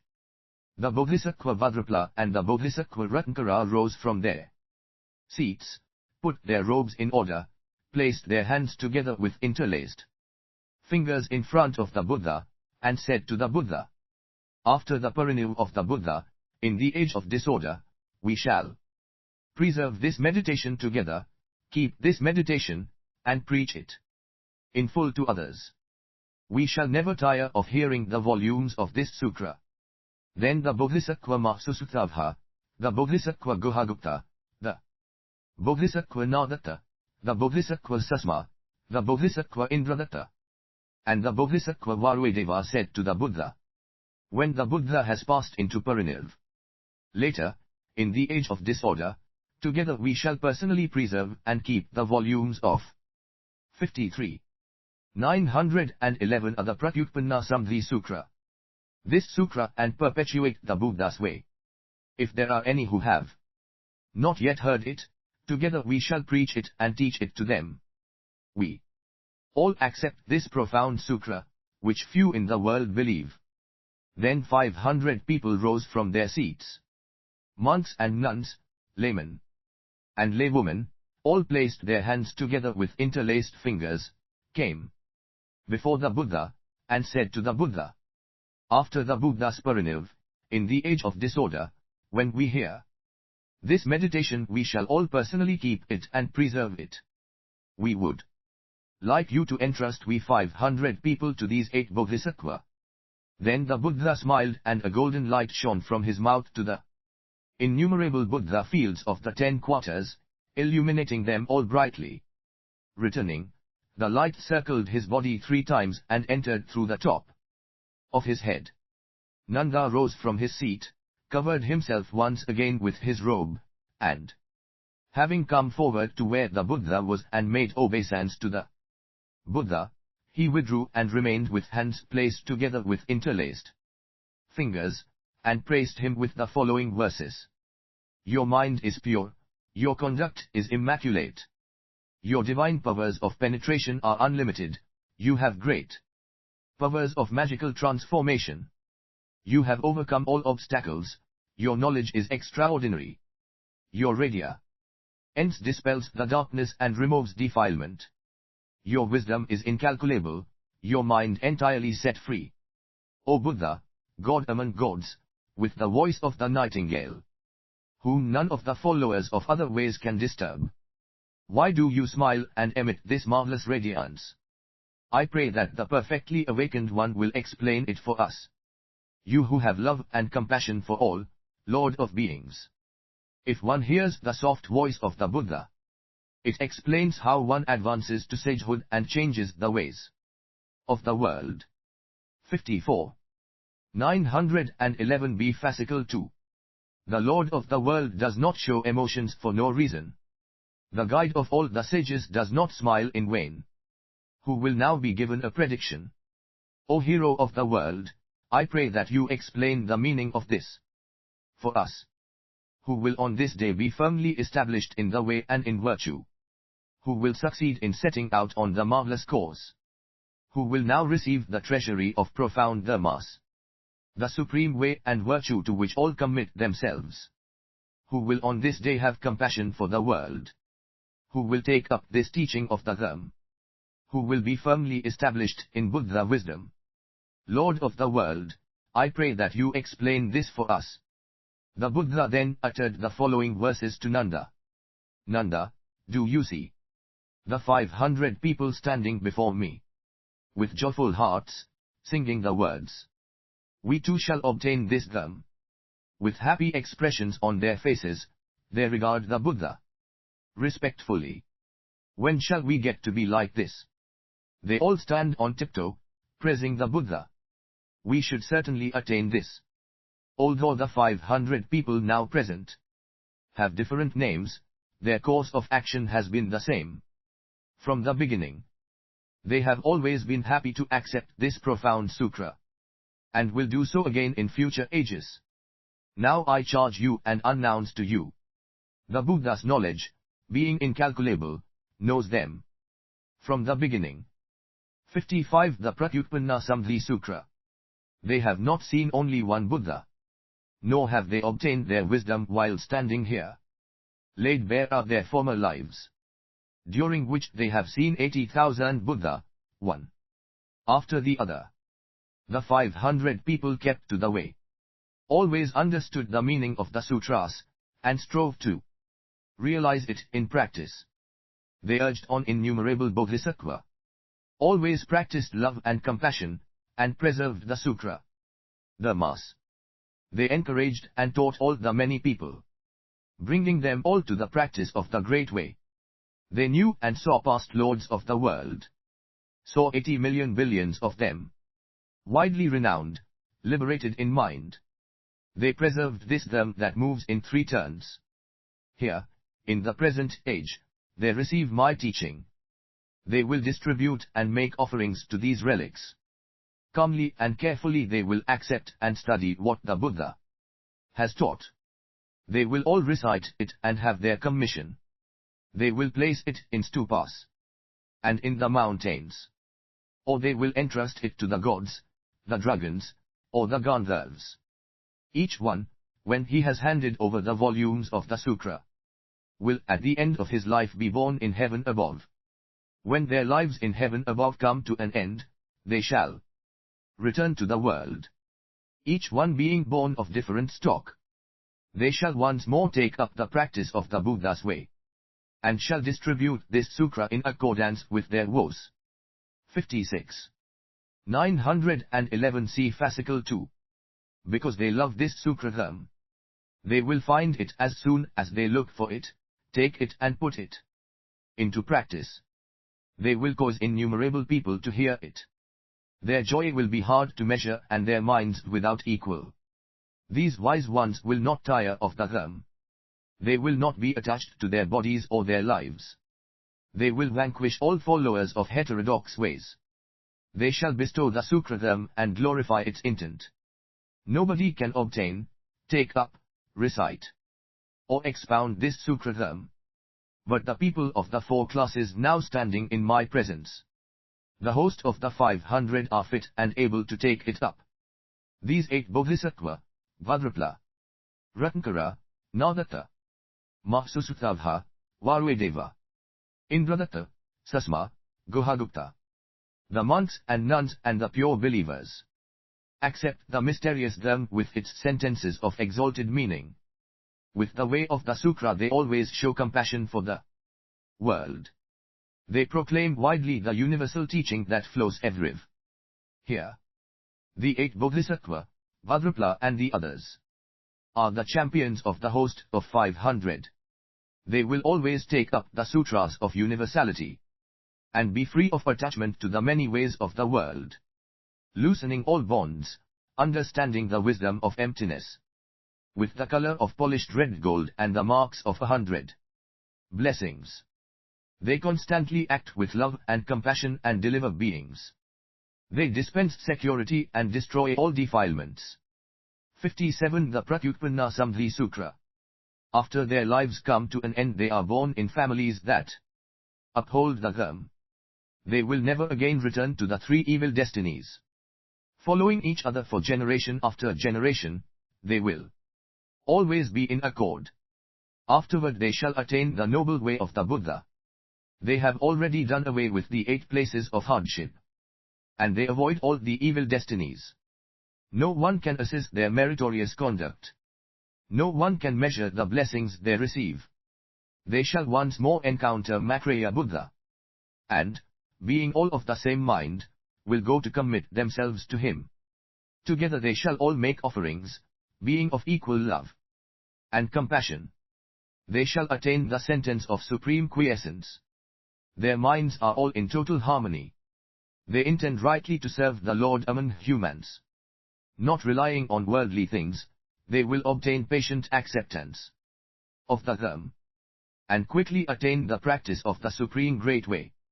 They shall always uphold this Sutra dharma, reciting it when they rise in the morning and retire in the evening. They shall plant many merits and cultivate the holy life. When they see Maitreya, such will their righteousness be. Under those Buddha who arise in this Bhadraklapa, radiating light out of love and compassion for the world.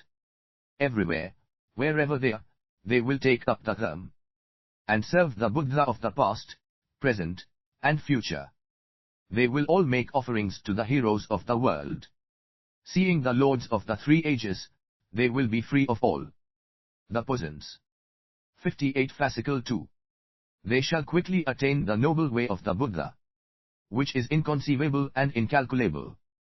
Among them are those who will attain the way of the Buddha earlier. The later ones will take turns in making offerings to them. For countless eons, numbering in the billions. So they will go on until at last they come to an end. Here the layman Bhadrapla, Ratnkara, Nadatta, Susutavha, and Guhagupta have seen as many Buddha as there are sands in the Ganges. They shall always serve the teaching of the true Dharma, and propagate the Buddha teachings, uncountable even by the millions. Their practice of the way is incalculable and cannot be measured, even over innumerable millions of eons. Even if people were to take up their names, wherever they were moving around, or in their dreams, such brave guides of the world as these would all attain the supreme way. If those who, on seeing them or hearing their voices, are happy and joyful in their hearts, will all doubtless attain the way of the Buddha, how much more so those who accept them and make offerings to them. If those who get angry with them and abuse them, or strike them with evil intentions, will, through the numinous power and grace of these 8 men, be brought to Buddhahood nevertheless, how much more so those who honor them. The dharmas they have accepted are inconceivable. Their names are incalculable, as are their lifespans. 59. 912 are the Pratyutpanna Samadhi Sutra. Their radiance is infinite, their virtues beyond doubt. Their wisdom is incalculable, and so is their conduct. They always gain an audience with incalculable Buddha. Pure in the precepts, as numerous as the sands in the Ganges. Under them they practice giving widely, thereby seeking the supreme way. If one spoke of their blessings for innumerable millions of eons, one could not set a limit on their merit. Those who accept this Sutra Dharma, recite it, and study it, will have no further difficulty in attaining the great way. If anyone cherishes the volumes of this Sutra, accepts it, recites it, keeps it, and expounds it, you should know that he is one of the 500 people whose hearts cherish it and never doubt it. If one is given this Sutra Dharma, cherishes the message of the way, and increases his energy, practices the pure precepts, and eliminates sleepiness, he will never have any difficulty in attaining this meditation. Wishing to win ease and proclaim the sutras and the precepts, the monk takes up his studies in a solitary abode. He always practices mendicancy and knows contentment. He will never have any difficulty in attaining this meditation. He avoids the noise of crowds and does not accept invitations. His mouth does not hanker after tastes, he has renounced desires. He honors as a lord of the world with constant service the person from whom he hears this Sutra Dharma. Eliminating meanness, he accepts this Dharma. He extirpates lust and renounces foolishness. He sets out on the great way and his mind is free of doubt. Afterward he studies and practices this meditation. 60. Fascicle 2. His conduct is unattached. He has rejected all desires. He always shows self-restraint and renounces anger and hatred. Energetically he practices the teachings of the Buddha's Dharma. Afterward he accepts and studies this meditation. He does not covet sons and daughters or possessions. He avoids arrogance and sets aside wives and concubines. He who cultivates the way living in a household always has shame. Afterward he studies and recites this meditation. He has no malicious thoughts, his behavior is gentle. He takes no pleasure in abuse, rejecting all evil. Not hunting after form, he obtains the patient acceptance of them. He should ably recite this meditation. If a nun studies this Dharma, she should always be respectful and renounce arrogance. She should avoid flirtatiousness and conceit. And she will have no further difficulty in mastering this meditation. Always acting energetically, eliminating sleepiness, without regard for self or regard for persons. She who cherishes the Dharma does not begrudge her life. Afterward she studies and recites this meditation. She checks licentiousness and abandons attachment, is free of angry thoughts and does away with insincerity. She will never again fall into Mara's net. Possessing this meditation, such are her attainments. She acts with equanimity toward all beings. She eliminates self-indulgence and all the defilements. She is not brusque by nature, nor coarse in her speech.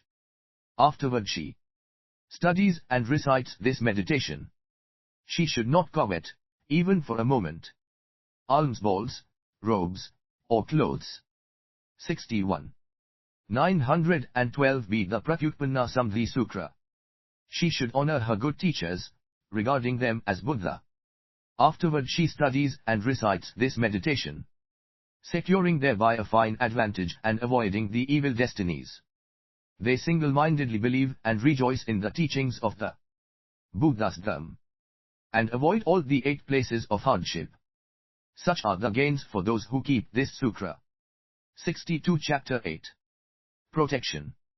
The Bodhisattva Vadrapla, the Bodhisattva Ratnankara, the Bodhisattva Guhagupta, the Bodhisattva Nadatta, the Bodhisattva Susma, the Bodhisattva Mahsusutavha, the Bodhisattva Indradatta, and the Bodhisattva Varuyadeva, when they heard what the Buddha said, these 8 Bodhisattvas all rejoiced greatly, and made offerings to the Buddha, presenting him with 500 robes of Indian cotton and with precious gems, and committed themselves to him.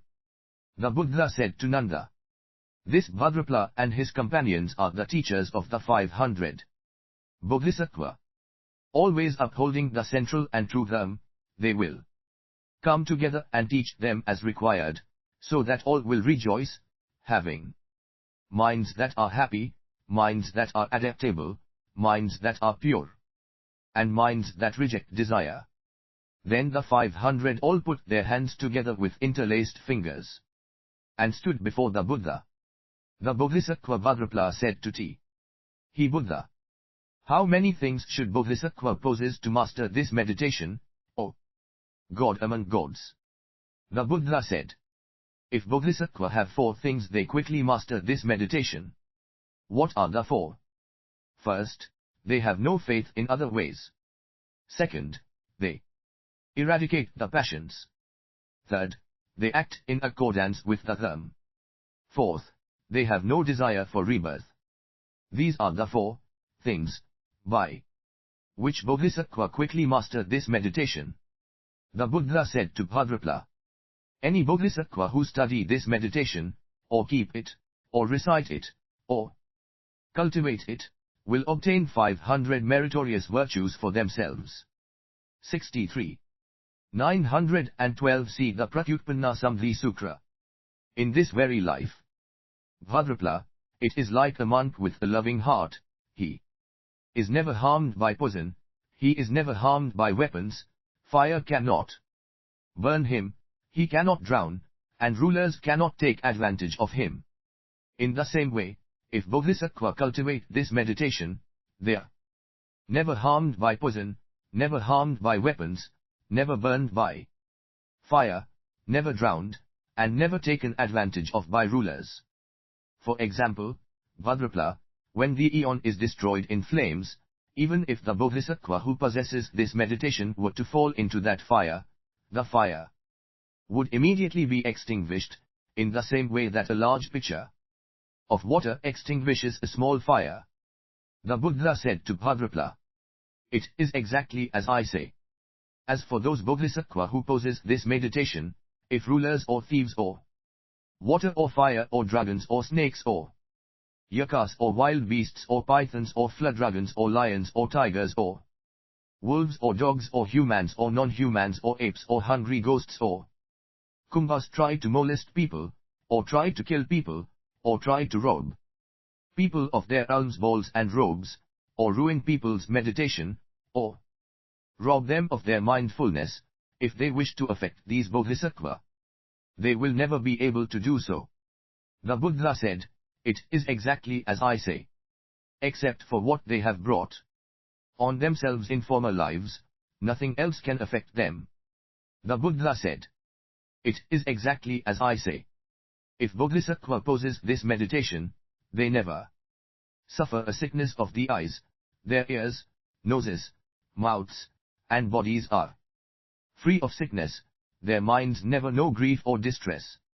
If when they are dying or are near death these bodhisattvas have these afflictions, things are not as the Buddha says, unless it is because of what they have done in former lives. Furthermore, Bhadrapala, all the gods praise these bodhisattvas. All the dragons praise them. All the yakas praise them. All the asuras praise them.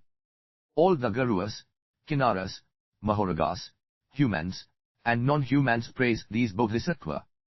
All the Buddha, gods among gods, praise these bodhisattvas. 64 Fascicle 2. Furthermore, Bhadrapala, these bodhisattvas are protected by the gods and protected by the dragons. The four heavenly kings, Sutra, Lord of the gods, and the god Brahmasapati all protect these bodhisattvas. All the yakas, gandharvas, asuras, garuas, kinnaras, mahoragas, both humans and non-humans together, protect these bodhisattvas. All the Buddha, gods among gods, together protect these bodhisattvas. Furthermore, Bhadrapala, these bodhisattvas are held in high esteem by the gods. All the dragons, yakas, gandharvas, asuras, garuas, kinnaras, mahoragas, humans, and non-humans together hold these bodhisattvas in high esteem. The Buddha, gods among gods, are all free of desire, yet on account of the way and of virtue they all hold these bodhisattvas in high esteem. Furthermore, Bhadrapala, all the gods wish to see these bodhisattvas. All the dragons, yakas, gandharvas, asuras, garuas, kinnaras, mahoragas, humans, and non-humans long for and wish to see these bodhisattvas. As for the Buddha, gods among gods, each and every one of them wishes to have these bodhisattvas go to him, he wishes to have them go for humanity's sake. Furthermore, Bhadrapala, all the gods come to these bodhisattvas, all the dragons, yakas, gandharvas, asuras, garuas, kinnaras, mahoragas, humans, and non-humans come to these bodhisattvas, and they all see each other.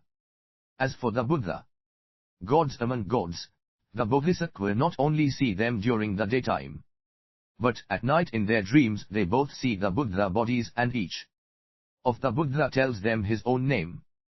Furthermore, Bhadrapala, as for sutras that these bodhisattvas have not hitherto recited and sutra volumes that they have not previously heard, these bodhisattvas will, by means of the numinous power of this meditation, obtain all the names of those sutra volumes in their dreams.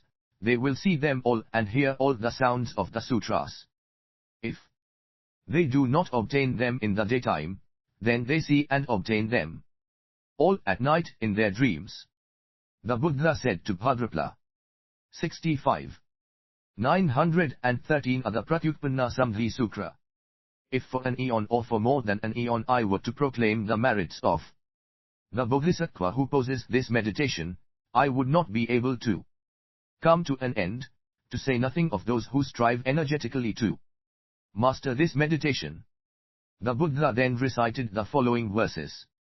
Should any bodhisattva study and recite this meditation expounded by the Buddha, with its message of quiescence, even if one wanted to praise their merits, it would be like subtracting one grain of sand from the banks of the Ganges river. Knives and swords, spears and halberds, do not wound them. Robbers and foes cannot harm them. Kings of states and great ministers look affectionately upon them. Such are the results of studying this meditation. If snakes that are poisonous and truly terrible see those practitioners, their poison is quickly removed. They no longer get angry or spit venom. Such are the results of reciting this meditation. Enemies who bear them ill will are no match for them.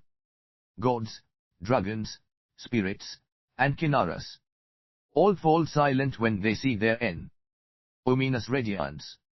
Such are the results of studying this meditation.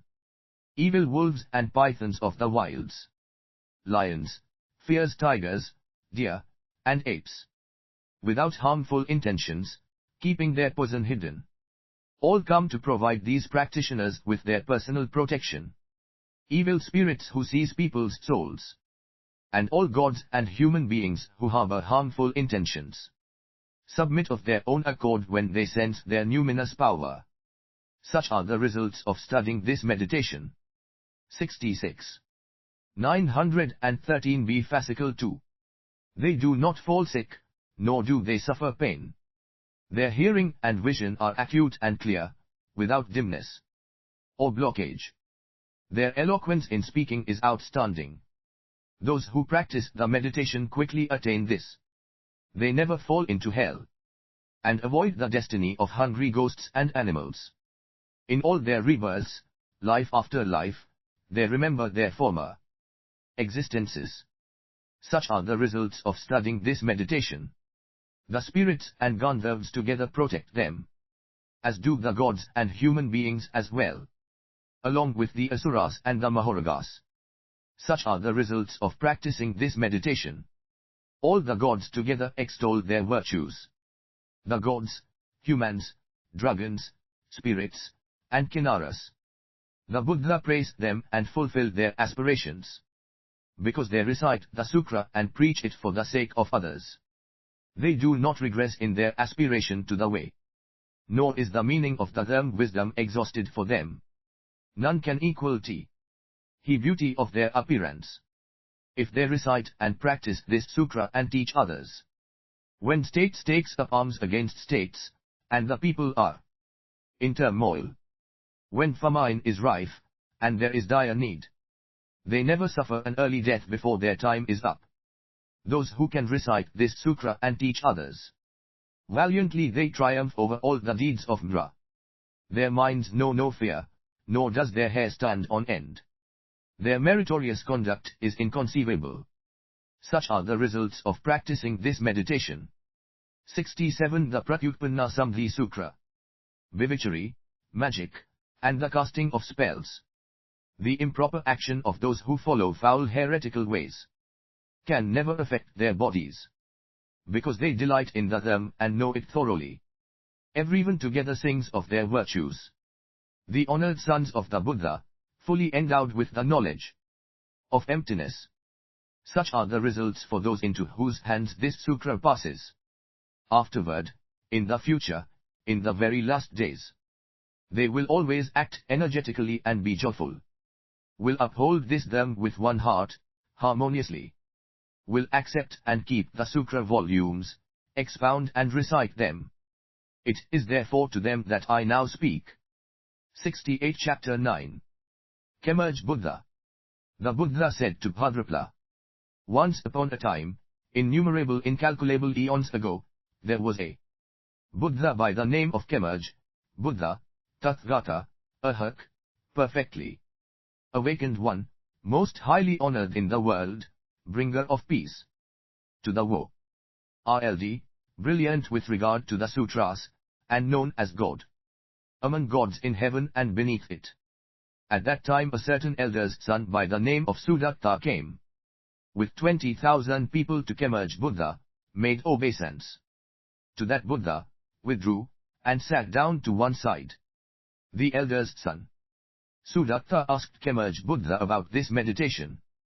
Kemerge Buddha, knowing what the elder's son Sudatta was thinking, then preached this meditation to him. When the elder's son Sudatta heard this meditation, he rejoiced greatly, and straightway was able to recite and retain it all. He became an ascetic and strove for this meditation for 80,000 years, during which time the elder's son Sudatta heard a great many sutras from that Buddha. He heard sutras from innumerable Buddha and his wisdom was outstanding.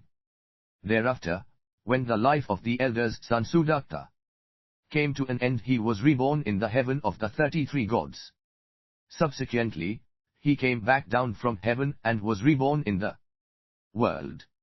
At that time, in that ancient eon, there was another Buddha by the name of Vidyudeva, Tathagata, Arhat, perfectly awakened one. That Buddha had been born into a Kshatriya household. At that time the elders, son Sudatta, once again heard this meditation under that Buddha, and once again strove for it. Then the elders son Sudatta, later in that ancient eon, met another Buddha by the name of Ramanuja, Tathagata, Arhat, perfectly awakened. 69. 913 See the Pratyutpanna. A Samadhi Sutra. 1. Of Brahman stock. At that time the elders son Sudatta again received this meditation under that Buddha, and strove to cultivate it. For 84,000 years. The Buddha said to Bhadrapala. 80,000 eons later the elders son Sudatta became a Buddha by the name of Dvakara. At that time the elders son Sudatta was a brilliant and brave man, and his wisdom was most extensive. The Buddha said, "Do you see this meditation, Bhadrapala? Its abundant benefits are such that it causes people to realize the way of the Buddha. Any bodhisattva who attain this meditation should study and recite it, they should preserve it, they should teach it to others, and they should cultivate it, and if they do this they will attain Buddhahood before long. Do you know, Bhadrapala, that this meditation is the eye of Bodhisattva, is the mother of Bodhisattva, is the object of devotion of Bodhisattva, and is the origin of Bodhisattva? Do you know, Bhadrapala, that this meditation destroys darkness and illuminates everything above heaven and beneath it? Do you know, Bhadrapala, that this Bodhisattva meditation is the treasury of the Buddha, is the ground of the Buddha, is the fountainhead of the deep ocean of precious gems, is the stabilizer of incalculable meritorious virtues, the sucra that increases perspicacity? You should know that this is what comes from the meditation. From within it emerges the Buddha and the hearing of the sutras. Establish yourself properly in the four cessations of thought. What are the four cessations of thought? First, one observes one's own body, and observes the bodies of others, but when one observes one's own body and the bodies of others, there is from the beginning no body. Second, one observes one's own feelings and observes the feelings of others, but when one observes one's own feelings and the feelings of others, there are from the beginning no feelings. Third, one observes one's own thoughts and observes the thoughts of others, but when one observes one's own thoughts and the thoughts of others, there are from the beginning no thoughts. Fourth, one observes one's own dharmas. 70. 914a. Fascicle 2. And observes the dharmas of others, but when one observes one's own dharmas and the dharmas of others, there are from the beginning no dharmas. The Buddha said to Bhadrapala, who will believe in this meditation? The only people who will believe in it are the Tathagatas, Arhats, perfectly awakened ones, those who do not regress, and Arhats. Those with foolish and deluded minds are a long way from this meditation in which the Buddha of the present stand before one. Why? In this dharma one should reflect on the Buddha, and should see the Buddha. The Buddha said to Bhadrapala, these bodhisattvas should reflect on the Buddha, should see the Buddha, and should hear the sutras, but they should not have any attachment to them. Why? The Buddha is originally non-existent and these dharmas are uncaused. Why? They are originally empty and non-existent.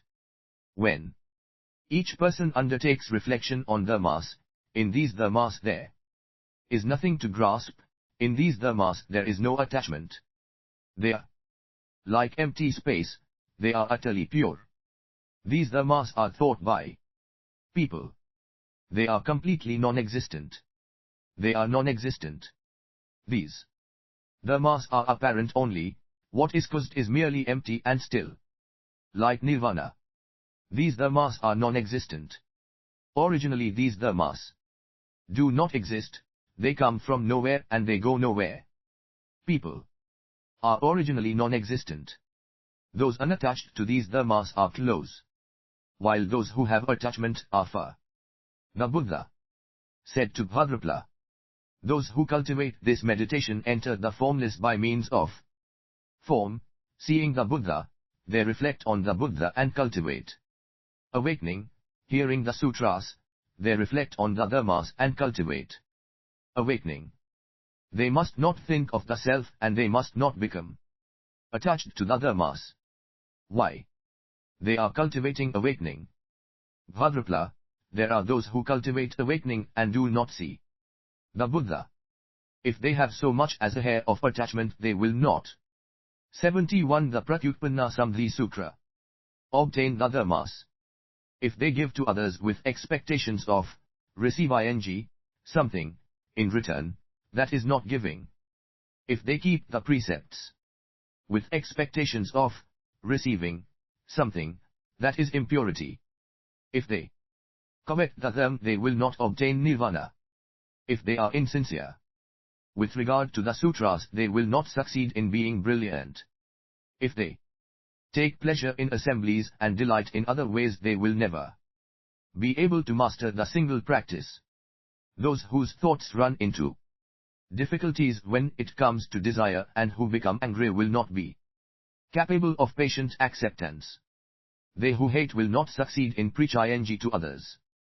They who are good at striving for the way of the arhats will not succeed here in seeing the meditation in which the Buddha of the present all stand before one, and they will not attain happiness in dharmas that do not come into existence and establish themselves in it. They who have attachment will not master emptiness. Bodhisattva must never be miserly. Those who are slothful will not obtain the way. Those who are licentious will not enter into contemplation. Those who have discursive thoughts will not enter into meditation. The Buddha then recited the following verses. Their merits are incalculable. They uphold the precepts perfectly, and are unblemished. Their minds are pure and devoid of defilement. Such are the results of practicing this meditation. Should any keep this meditation, their wisdom will be all-embracing and free of any deficiency. They will comprehend all meanings and never forget anything. Their meritorious conduct will be as bright as the moon. Should any keep this meditation, their understanding and their aspiration for awakening will be inconceivable. They will comprehend incalculable dharmas of the way. Innumerable gods will protect their virtue. Should any keep this meditation, they will always see innumerable Buddha face to face. 72. 914b Fascicle 2. And here incalculable Buddha expounding the dharma, which they will immediately be able to retain, reflect on, and practice widely. Should any keep this meditation, all evils and hardships will be done away with. The Buddha, who show compassion to the world, will all join in extolling these Bodhisattva. If Bodhisattva should wish to see innumerable future Buddha and lords of the world rejoice wholeheartedly, and take their stand in the true dharma, the why should study and recite this meditation. Should any keep this meditation, their merits and blessings will be inconceivable.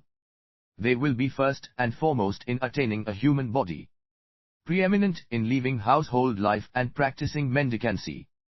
Should any obtain this sutra at the very last, they will attain the foremost merits and advantages. They will obtain infinite blessings. Such are the results of being established in this meditation. End of Fascicle 2 of the Pratyutpanna Samadhi Sutra. 73. Fascicle 3. Chapter X. The Invitation to the Buddha. The Bodhisattva Bhadrapala put his robes in order, went down on his knees, placed his hands together with interlaced fingers, and said to the Buddha, I wish to invite the Buddha and the community of monks to dinner tomorrow. At my house, I would like the Buddha to accept the invitation out of compassion. The Buddha and the community of monks all accepted the invitation in silence. The Bodhisattva Bhadrapala, knowing that the Buddha had accepted the invitation, rose and went to the nun Mahaprajapaka and said to her, I would like you together with the nuns to accept my invitation to a modest meal tomorrow at my house. The nun Pratyutpanna then accepted the invitation. The Bodhisattva Bhadrapala said to the Bodhisattva Ratnakara, younger brother, ask all the newcomers from all the states and provinces to assemble where the Buddha is. The Bodhisattva Ratnakara came forward to the Buddha, made obeisance to him, went down on his knees, placed his hands together with interlaced fingers, and said to him, my elder brother has invited the Buddha, and he wishes to invite all the newcomers to dinner at his house. I would like you to accept out of compassion. The Bodhisattva Bhadrapala, the Bodhisattva Ratnakara, the Bodhisattva Guhagupta, the Bodhisattva Nadatta, the Bodhisattva Susma, the Bodhisattva Mahsusutravha, the Bodhisattva Indradatta, and the Bodhisattva Varudeva, together with all their relatives, came forward and touched the Buddha's feet with their foreheads and made obeisance to the community of monks. When 75. 914 see the Pratyutpanna Samadhi Sutra. They had finished making obeisance, they left the Buddha, returned to the city of Jaga, and went to the house of the Bodhisattva Bhadrapala, where they helped each other prepare the food.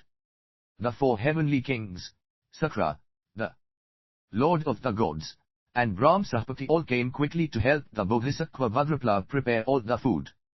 Then the Bodhisattva Bhadrapala and his relatives together decorated the city of Jaga. They covered the entire city with many different kinds of silk canopies, hung silk banners in all of the streets, lanes, and marketplaces, and they scattered flowers and burned incense throughout the whole city. They prepared dishes of 100 flavors for the Buddha, but the dishes for the community of monks, nuns, laymen, and laywomen, as well as for the impoverished beggars, were equally as pleasing. Why? Because they give impartially and regard all people, as well as the species that flit and wriggle, as equal. Bhadrapala, the 8 Bodhisattva, and their relatives went together to the Buddha at dinner time, came forward, touched the Buddha's feet with their foreheads, then withdrew and said to the Buddha, the meal has all been prepared. We would like the Buddha to come.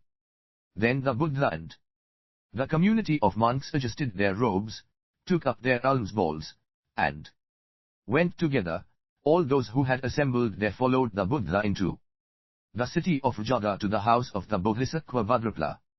The Bodhisattva Bhadrapala thought, now, through the Buddha's numinous power, let my house become extremely large and turn into beryl, so that those outside and those inside can see each other, so that those outside the city can all see inside my house, and those inside my house can see outside the city. The Buddha knew right away what Bhadrapala was thinking. Thereupon, the Buddha displayed his numinous power and made Bhadrapala's house extremely large, and all the people throughout the whole city could see inside the house. The Buddha entered the house of the Bodhisattva Bhadrapala first and sat down. The community of monks, nuns, laymen, and laywomen, each in their separate groups, all sat down in the house. When the Bodhisattva Bhadrapala saw that the Buddha and the community of monks had been seated, he personally served the Buddha and the community of monks many hundreds of 76. 915 of fascicle 3 kinds of food and poured drinks with his own hands. When the Buddha and the monks, nuns, laymen, and laywomen had all finished eating, he gave the same to all the paupers, who were all equally satisfied. By means of the Buddha's numinous power and grace he satisfied them all. When the Bodhisattva Bhadrapala saw that the Buddha and the disciples had all eaten, he came forward with water for washing. Finally, he took a small bench and sat down in front of the Buddha to listen to the sutras. The Buddha expounded the sutras to the Bodhisattva Bhadrapala and the 4 classes of disciples, and everyone rejoiced, Everyone enjoyed listening. Everyone wanted to listen. The Buddha engaged the community of monks and all the disciples with the sutras. The Buddha then arose and departed with the community of monks. When the Bodhisattva Bhadrapala had eaten, he left the city of Rajaga with his relatives and went to the Buddha. Having come forward, they made obeisance to the Buddha. They withdrew and sat down on one side, together with the Bodhisattva Ratnakara, the Bodhisattva Guhagupta, the Bodhisattva Nadatta, the Bodhisattva Susma, the Bodhisattva Masusutavha, the Bodhisattva Indradatta, and the Bodhisattva Varudeva. The Bodhisattva Bhadrapala, seeing that the multitude were all seated comfortably, came forward and asked the Buddha, "How many things does it take for Bodhisa to attain the meditation in which the Buddha of the present all stand before one?" The Buddha said to the Bodhisattva Bhadrapala, "If Bodhisattva poses 5 things, they quickly obtain the meditation in which the Buddha of the present all stand before one. Study it, preserve it, and carefully practice it with the mind that does not turn back." What are the 5? First, they find happiness in the profound sutras that are forever inexhaustible, that are infinite, and that deliver one from all disasters, whereby one is freed from all defilements, whereby one leaves the darkness and enters the light in which all obscurities are eliminated. The Buddha said to Bhadrapala, "If these bodhisattvas succeed in finding happiness in dharmas that do not come into existence from anywhere, they master this meditation." 77 The Pratyutpanna Samadhi Sutra. Furthermore, Bhadrapala, they find no further happiness in places where one goes to be reborn. This is the second. They find no further happiness in other ways. This is the third. They find no further happiness in the passions. This is the fourth. They control themselves and practice the infinites. This is the fifth. If the Bodhisattva poses a further 5 things, they quickly master this meditation. What are the 5? First, in giving, their hearts should be free of regret. They should not crave anything or begrudge anything. Because of this, they should not have any expectations. After they have given to others, the why should never regret it. Furthermore, Bhadrapala, the Bodhisattva give the gift of the sutras. They preach the sutras to other people. Their speech is calm and careful. It is free of impediments, and they begrudge nothing. They preach the profound word of the Buddha, which they themselves practice and in which they establish themselves. Furthermore, Bhadrapala, the Bodhisattva are not envious, have no doubt about what they do, eliminate sleepiness, eliminate the 5 desires, do not speak of their own good qualities and do not speak ill of other people. If anyone reviles them or if anyone belittles them, they should not become angry, nor should they become resentful, nor should they become remiss. Why? Because they have embarked upon the practice of emptiness. Furthermore, Bhadrapala, the Bodhisattvas set themselves to study this meditation and also teach it to other people. They copy this sutra, writing it on a fine length of plain silk, and perpetuate it. Furthermore, Bhadrapala, the Bodhisattva faith is considerable. They like and respect their elders and friends. With new students, if they receive a gift, they should think of repaying the favor. They always have discerning faith. When they receive a small gift from another, they think of repaying it with a larger one. How much more so when the gift is a substantial? The Bodhisattva always delight in and respect the sutras. They discard the meanings that are not to be repeated, and they always reflect on those that are to be repeated. If they are like this, they master the meditation quickly. The Buddha then recited the following verses. They always love the Dharma, abide in deep understanding. Do not crave rebirth among any of the habitual desires. 78. 915b Fascicle 3. And range through the 5 destinies without any attachment. Those who practice in this way will master the meditation. They delight in giving without any thought of recompense. In showing kindness they are free of attachment and do not give. It's a second thought. In giving, they are unaware that there is any recipient. They only wish to understand the Buddha's profound knowledge. Out of pity for beings they undertake giving. Their hearts rejoice, and they have no regrets. They are always established in giving, the precepts, patient acceptance, energy, single-mindedness, and wisdom.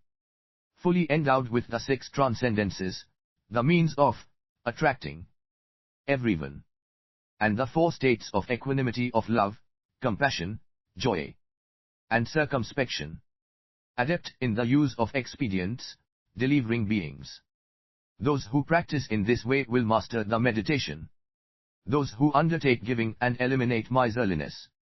Give with a joyful heart. And, after they have given, remain ever joyful. Those who practice in this way will master the meditation. They understand the Sutra dharmas and analyze their phrases. They listen to the profound and essential message taught by the Buddha. They expo on the teaching of the wondrous way and of virtue. Those who practice in this way will master the meditation. They study and recite this meditation. Fully endowed with understanding, they preach it to others. They ensure that this Sukradharma is perpetuated. Those who practice in this way will master the meditation. They never make a secret of the Buddha's Sukradharma. They expound it without expecting offerings. 79 The Pratyutpanna Samadhi Sutra. They seek only the peaceful state of the Buddha's way. Those who practice in this way will master the meditation. They eliminate attachment and discard all obstacles. They get rid of arrogance and pride. They do not praise themselves or talk about others' shortcomings. They never again give rise to the thought of I and me. If they possess quiescence, thoughts do not arise. Then they are able to understand the wisdom of this concentration of the way. They discard insincerity and their minds are pure. Therefore they quickly attain the patient acceptance of non-origination. They always conduct themselves with the utmost honesty, open and unadorned. They fulfill their vows entirely, without any defect. They increase all the true virtues and do no evil deed. Those who love the Dharma quickly attain the way. They never forget the sutras that they have recited. They always preserve the precepts and purity of conduct. Those who practice in this way quickly attain Buddhahood. To say nothing of obtaining it is calm meditation. The Buddha said to the Bodhisattva Vajrapala. Formerly, innumerable eons ago, during the time of Dvapara Buddha, I heard this meditation in the presence of Dvapara Buddha and immediately took it up. I saw the innumerable Buddha of the 10 quarters, heard the sutras from all of them, and retained them all. Then all the Buddha said to me, innumerable eons hereafter you shall become a Buddha by the name of Kyamuni. The Buddha said to the Bodhisattva Vajrapala. Therefore I say to you, you yourself shall now attain Buddhahood. You should study this meditation in order to know the inner Dharma, which 80. 915c. Fascicle 3. Is foremost, which is beyond the reach of the masses, which leaves behind all forms. Anyone who establishes themselves in this meditation will by reflection attain the way of the Buddha. The Buddha then recited the following verses. I remember that long ago, in the time of Dvapara Buddha, I obtained this meditation. Then I saw the innumerable Buddha of the 10 quarters, and heard them preach the profound and subtle message of the noble Dharma. Just as a person of virtue goes to gather gems, and straightway gets what he hopes for, according to his wish, so too the Bodhisattva, the great being, seeks gems in the sutras and then attains Buddhahood.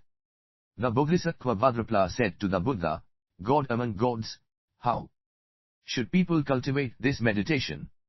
The Buddha said to the Bodhisattva Vajrapala, They should not be attached to form. They should not have any inclinations toward rebirth. They should practice emptiness. They should cultivate this meditation. What is the meditation? It is that which one should practice in accordance with these dharmas. Furthermore, Bhadrapala, when Bodhisattva contemplate their own bodies, they have no body, nor do they contemplate anything, nor do they see anything, nor do they become attached to anything. Yet, from the beginning they are not blind to anything, nor are they deaf to anything. As with the dharmas in the sutras, they continue to observe them but they see nothing, nor do they become attached to anything. They who have no attachment are those who cultivate the way. They have no doubts with regard to the dharmas. Those who do not doubt see the Buddha. Those who see the Buddha have their doubts cut off. The dharmas do not come into existence from anywhere. Why? If Bodhisattva have a doubting thought with regard to the dharmas, then that is attachment. What is attachment? That there are for them. 81. 916 of the Pratyutpanna Samadhi Sutra. Persons, there are lives, there are virtues, there are the dark ones, the aggregates, there are the entrances, the sense fields, there are the objects, the elements, there are forms, there are the bases of cognition. There are desires, this is attachment. Why? If Bodhisattva see the dharmas, they have no attachment, they neither think of nor see these dharmas. In what way do they not see? Bodhisattva do not see in the same way as, for example, a stupid person studying another way, who maintains there is a self because there is for him a person. In what way do Bodhisattva see? Just as, for example, the Tathagatas, Arhats, perfectly awakened ones, those who do not regress, the Pratyeka Buddha, and the Arhats are not happy or sad at what they see, so too Bodhisattva see without becoming happy or sad. Those who cultivate this meditation are neither happy nor sad. Just as empty space is formless, featureless, pure, and unblemished, so do Bodhisattvas see the dharmas. With unobstructed vision they see the dharmas. Therefore they see the Buddha. They see the Buddha as being like a bright moonpearl set on beryl. Like the sun when it has just risen, like the moon on the 15th day. Amid all the stars, like a universal monarch with all his ministers in attendance, like the king of the heaven of the 33 gods.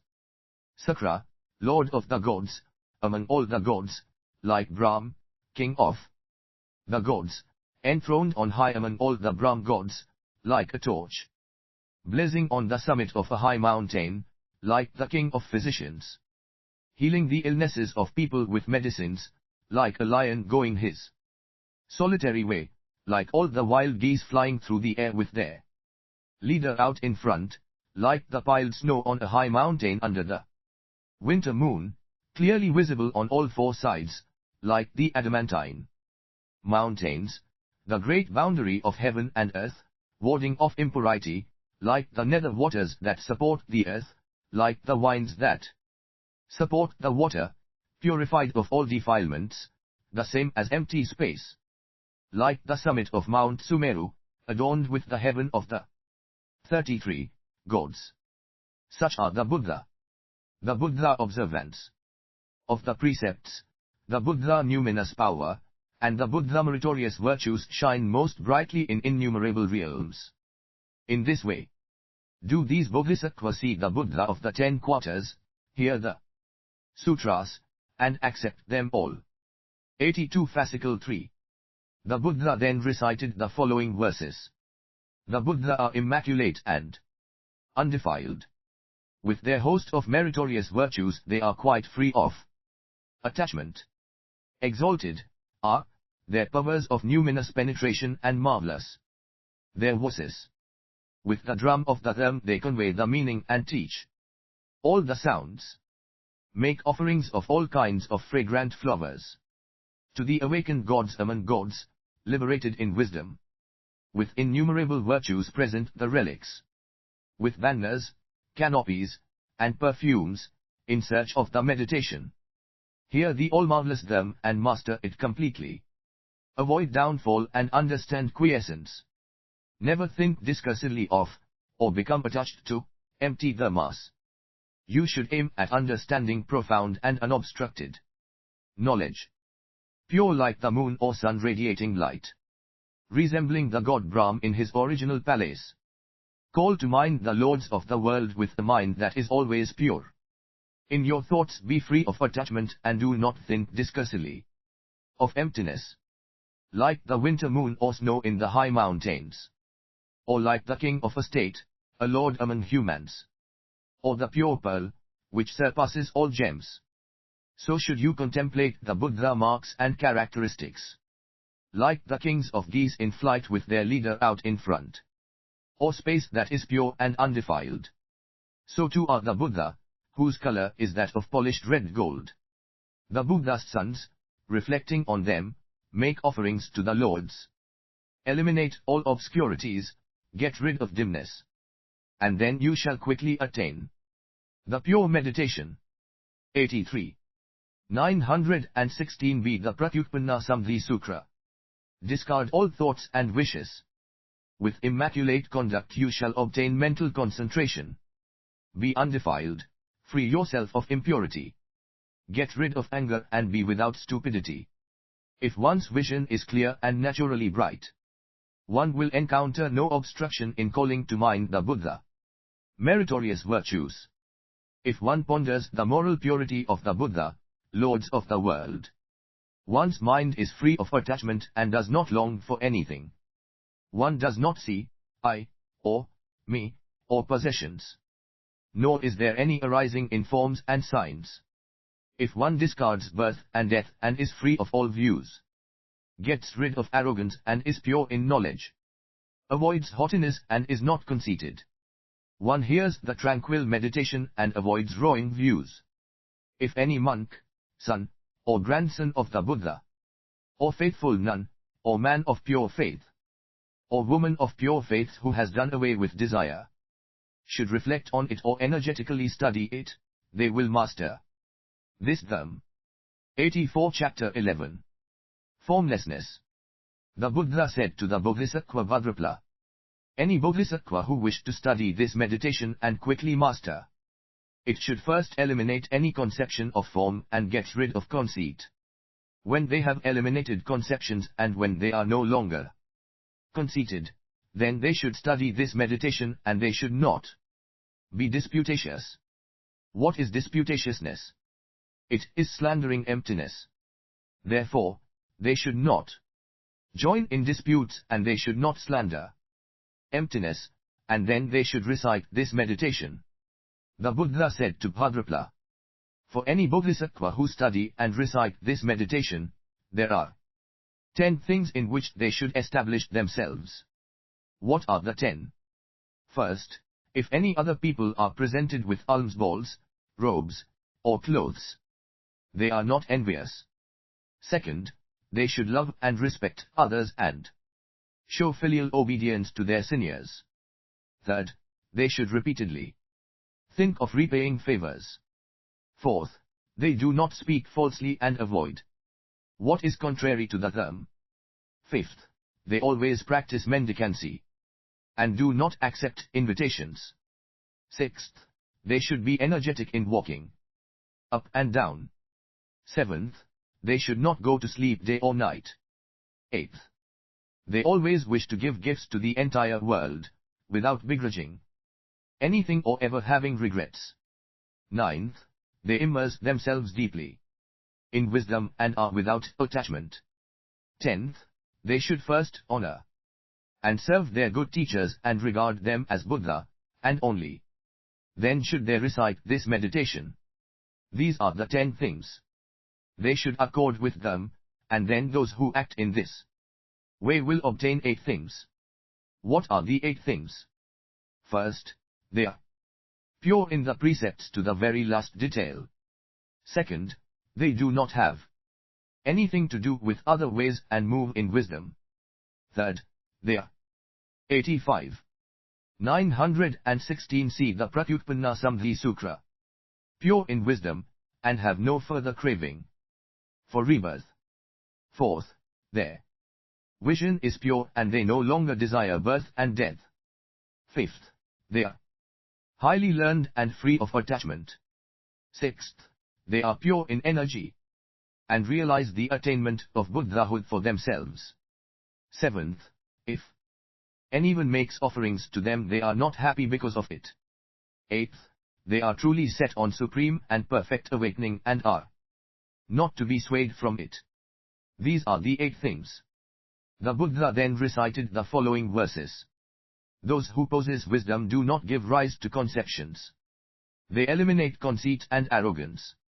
Always practice patient acceptance, and are not negligent. Only then should they study this meditation. Wise people have clear minds and do not take issue with emptiness, signlessness, and quiescence, which is nirvana. They do not slander the Dharma or take issue with the Buddha. Those who practice in this way master the meditation. Intelligent people are not conceited about this. They are ever mindful of the grace of the Buddha and of the teacher of them. They are firmly established in pure faith and their determination does not waver. Only then should they study this meditation. In their hearts they do not harbor envy and they avoid dimness. They do not have doubts but always have faith. They should practice energetically, without getting lazy. Those who practice in this way master the meditation. Monks who study this always practice mendicancy, and do not accept invitations or go to gatherings. There is no attachment in their hearts and they do not amass anything. They who practice in this way master the meditation. If this Dharma teaching comes into people's hands, and they preserve and practice this sutra text. 86 Fascicle 3. Wholeheartedly treat them like Buddha. Afterward study and recite this meditation. Abiding in this supreme virtue and practicing sincere faith. Those who would study and recite the meditation will speedily attain these 8 dharmas, which are pure and immaculate, and taught by the Buddha. Their purity in the precepts will be thorough. Their meditation will be flawless, and they will obtain similar views. They regard birth and death as empty and pure. Established in this Dharma, they will attain perfection. Their wisdom is pure and free of excess. Nor do those of undefiled conduct become attached. They have wide learning and deep knowledge but refrain from squandering it. Those who succeed in practicing in this way are wise. Those who are determined and energetic do not suffer loss. They do not crave offerings or gain. They quickly attain the supreme way of Buddhahood. Those who study such virtues as these have bright knowledge. 87. 917 Chapter 12. The 18 Exclusives. And the 10 Powers. The Buddha said, those who obtain the above 8 things will then acquire 18 things proper to a Buddha. What are the 18 things? First, on such and such a day he attains Buddhahood, and on such an such a day he enters Pariniv. From the day he first attains Buddhahood until the day of the Pariniv, the Buddha does not suffer any difficulties. Second, he has no shortcomings. Third, he does not forget anything. Fourth, he never loses his composure. Fifth, he never has the conception of a them or uses word, mine. Sixth, he is never incapable of accepting things patiently. Seventh, he never lacks joy. Eighth, he never lacks energy. Ninth, he is never unreflecting. 10th, he is never out of meditation. 11th, he never lacks knowledge. 12th, he never lacks liberated insight and knowledge. 13th, with regard to the events of innumerable past ages, there is never anything that can stop the Buddha's unobstructed insight and knowledge. 14th, with regard to the events of innumerable future ages, there is never anything that can stop the Buddha's unobstructed insight and knowledge. 15th, with regard to the events of innumerable ages now, at present, in all the 10 quarters, there is never anything that can stop the Buddha's unobstructed insight and knowledge. 16th, the acts performed by his body have their source in wisdom and are always accompanied by wisdom. 17th, the utterances made by his mouth have their source in wisdom and are always accompanied by wisdom. 18th, the thoughts of his mind have their source in wisdom and are always accompanied by wisdom. Those are the 18 things proper for a Buddha. The Buddha said to Bhadrapala. 89 The Pratyutpanna Samadhi Sutra. There are 10 dharmas that preserve any bodhisattva who are no longer subject to attachment, who seek the dharma and preserve and study this meditation in its entirety. What are the 10 dharmas that preserve the 10 powers of a Buddha? What are the 10 powers? First, he knows fully the finite and the infinite. Second, from first to last he knows everything about the past, present, and future. Third, he knows fully the purity of emancipations and concentrations. Fourth, he knows all the various types of faculties and energy and the different thoughts of others. Fifth, he knows all the various kinds of faith. Sixth, he knows all the innumerable events caused by the many kinds of transformation. Seventh, he understands all, comprehends all, and knows all. Eighth, he knows all, his vision being unobstructed. Ninth, he knows all from first to last, without limit. 10th, he regards past, present, and future as all the same and has no preferences or attachment. The Buddha said to Bhadrapala, if any bodhisattva preserve all the dharmas that do not originate from anywhere, those bodhisattva obtain the 10 powers of a Buddha. The Buddha then recited the following verse. The 18 exclusive dharmas of the fully awakened one, and the powers of the Lord of the world, of which there are now 10. If one takes up the practice of this meditation, one will speedily attain them. It will never take low. NG 90. 917b. Chapter 13. Encouragement.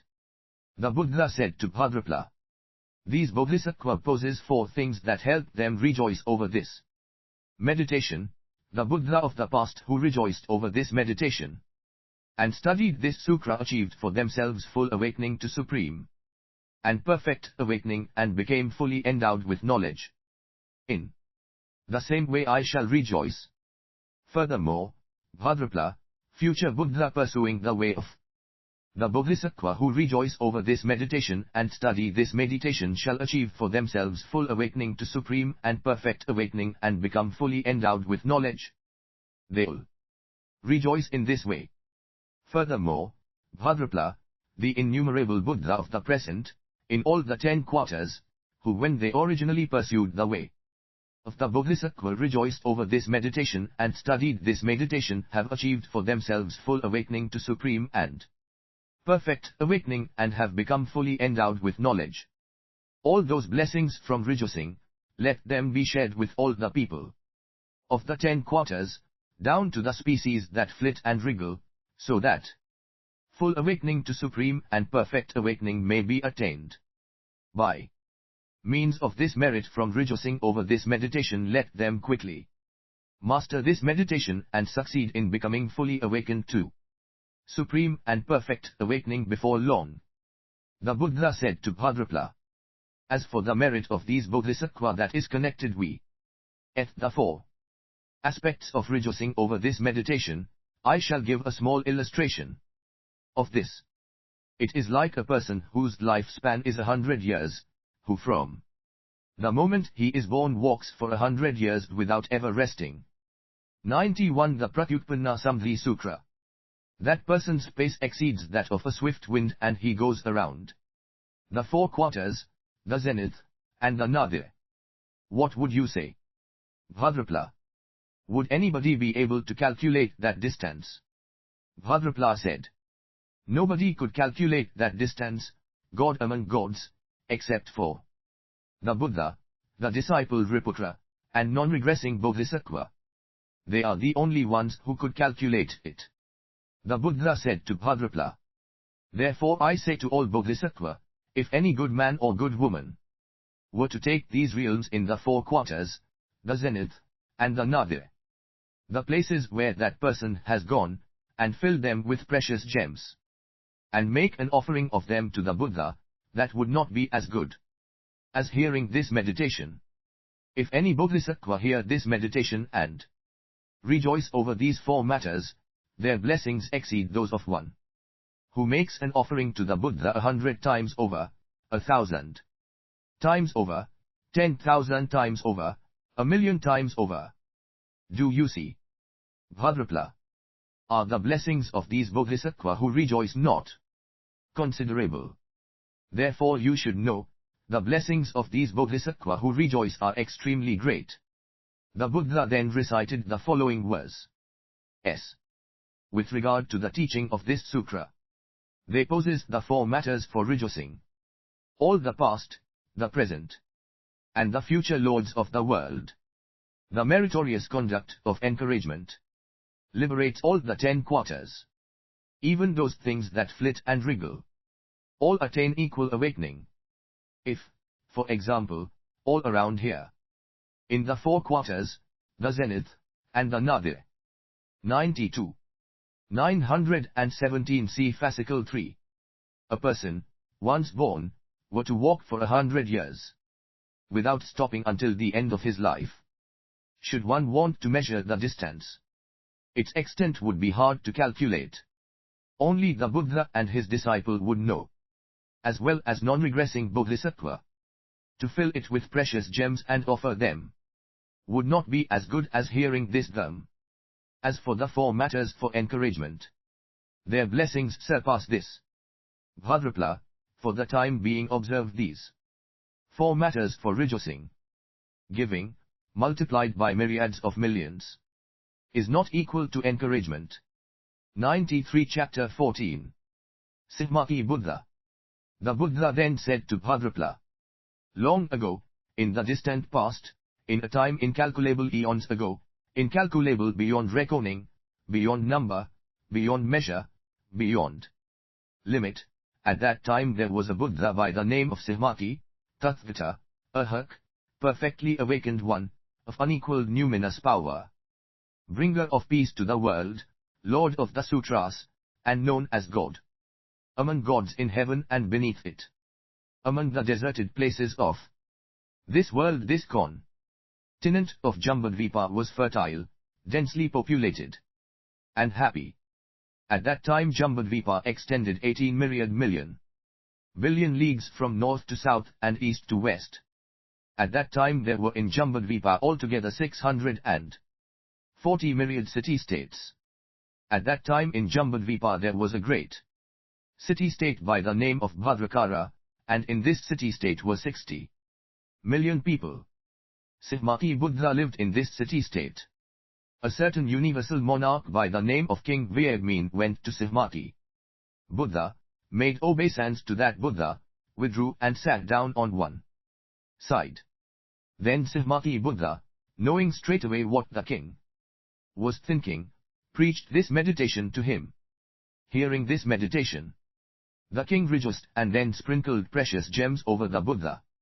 And in his heart he thought, by virtue of this merit may all the people of the 10 quarters be set at ease.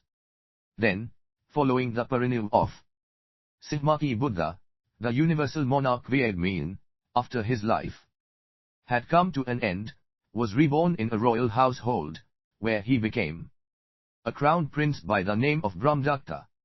At that time there was in Jambudvipa a highly learned monk by the name of Ratna, who then preached this meditation to the four groups of disciples, monks, nuns, laymen, and laywomen. When Crown Prince Brahmadatta heard this meditation, he rejoiced, in his heart he was 95. 918 are the Pratyutpanna Samadhi Sutra. Elated and overjoyed to hear this sutra, and he sprinkled precious gems worth hundreds of millions over the monk, and in addition he made offerings of fine robes to him. He thereby conceived the intention of seeking the way of the Buddha. Along with 1,000 people, he then shaved his head and beard and became an ascetic under this monk. And then, under the monk, he sought to learn this meditation from him. Together with the 1,000 monks he served his teacher unremittingly. For 8,000 years, only once did he get to hear this meditation. From first to last. On hearing this meditation, the group of monks rejoiced over the four matters and assumed the wisdom of great learning. Thereafter, by virtue of the merit from this rejoicing, Brahmadatta saw 68,000 Buddha one after the other, and each time, under each and every Buddha, he heard this meditation, which he cultivated and studied himself and taught other people how to study as well. By virtue of the merit of this rejoicing, that man afterward became a Buddha, Tathagata, Arhat, perfectly awakened one by the name of Dhavriya. The 1,000 monks subsequently attained full awakening to supreme and perfect awakening, all of them becoming Tathagatas, Arhats, perfectly awakened ones by the name of Dhara, and they taught countless people to seek the way of the Buddha. The Buddha said to Bhadrapala, "What person, hearing this meditation, would not rejoice over it? What person would not study it? What person would not preach it to other people? What person would not cultivate it?" The Buddha said to Bhadrapala, "Any bodhisattva who cultivate this meditation shall quickly attain Buddhahood." Bhadrapala, any bodhisattva who hear of the existence of someone who possesses this meditation at a distance of 20 kilometers should, once they hear of him, immediately go in search of him and make their way to where he is. If they only hear of someone who knows of the existence of this meditation, they should always seek him out. How much more should they do so if they hear of someone who is studying it? If they hear of the existence of someone who possesses 96. 918b Fascicle 3. This meditation 50 kilometers away or 2,000 kilometers distant, they should go to where he is to study it, having merely heard of someone who knows it. How much more should they do so if they hear of someone who is studying it? The Buddha said, if it is far away they should still always go in search of it, so how much more should they not go to look for it and study it if they hear that there is someone who possesses this meditation 5 or 10 kilometers away? Bhadrapala, any bodhisattva who, hearing of this meditation, wish to go to that place and hear and strive for this meditation, should serve their teachers for 10 years or 100 years, they should make them offerings and venerate them totally. These bodhisattva should not be self-serving but should follow their teachers' teaching. They should always be grateful to their teachers. The Buddha said, therefore I tell you this, if, when bodhisattva hear that this meditation is to be found 2,000 kilometers away and they wish to go there, then even if they do not succeed in hearing this meditation, I tell you that those people, because they had the energy to go in search of it, will never again lose the way of the Buddha and will certainly realize Buddhahood for themselves. Do you see, Bhadrapala? Bodhisattva who hear of this meditation and want to strive for it unremittingly obtain a most exalted benefit. The Buddha then recited the following verses. I remember that in the past there was a Tathagata, a lord among humans called Samadhi. At that time there was a king, a ruler of humans, who went to that Buddha and heard the meditation. Intently and wisely he listened to this sutra. With incalculable joy in his heart he accepted the Dharma. 97 The Pratyutpanna Samadhi Sutra. Then he sprinkled precious gems over him and made offerings to Samadhi, Lord among humans.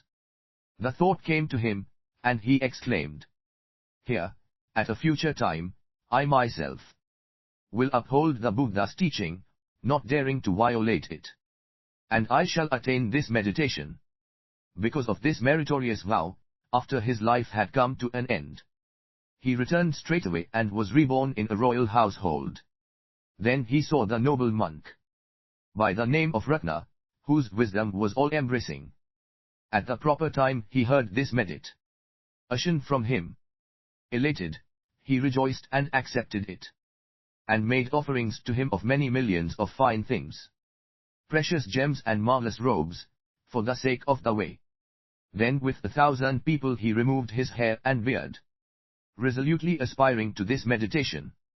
Simultaneously, for a full 8,000 years, they followed the monk constantly and did not forsake him. They succeeded in hearing it once, not twice. This meditation that is like the sea, holding the volumes of the Sutra, they recited and preached it. Wherever they were born they heard the meditation. Because they had accumulated this merit, they always saw the Buddha, those of great numinous power.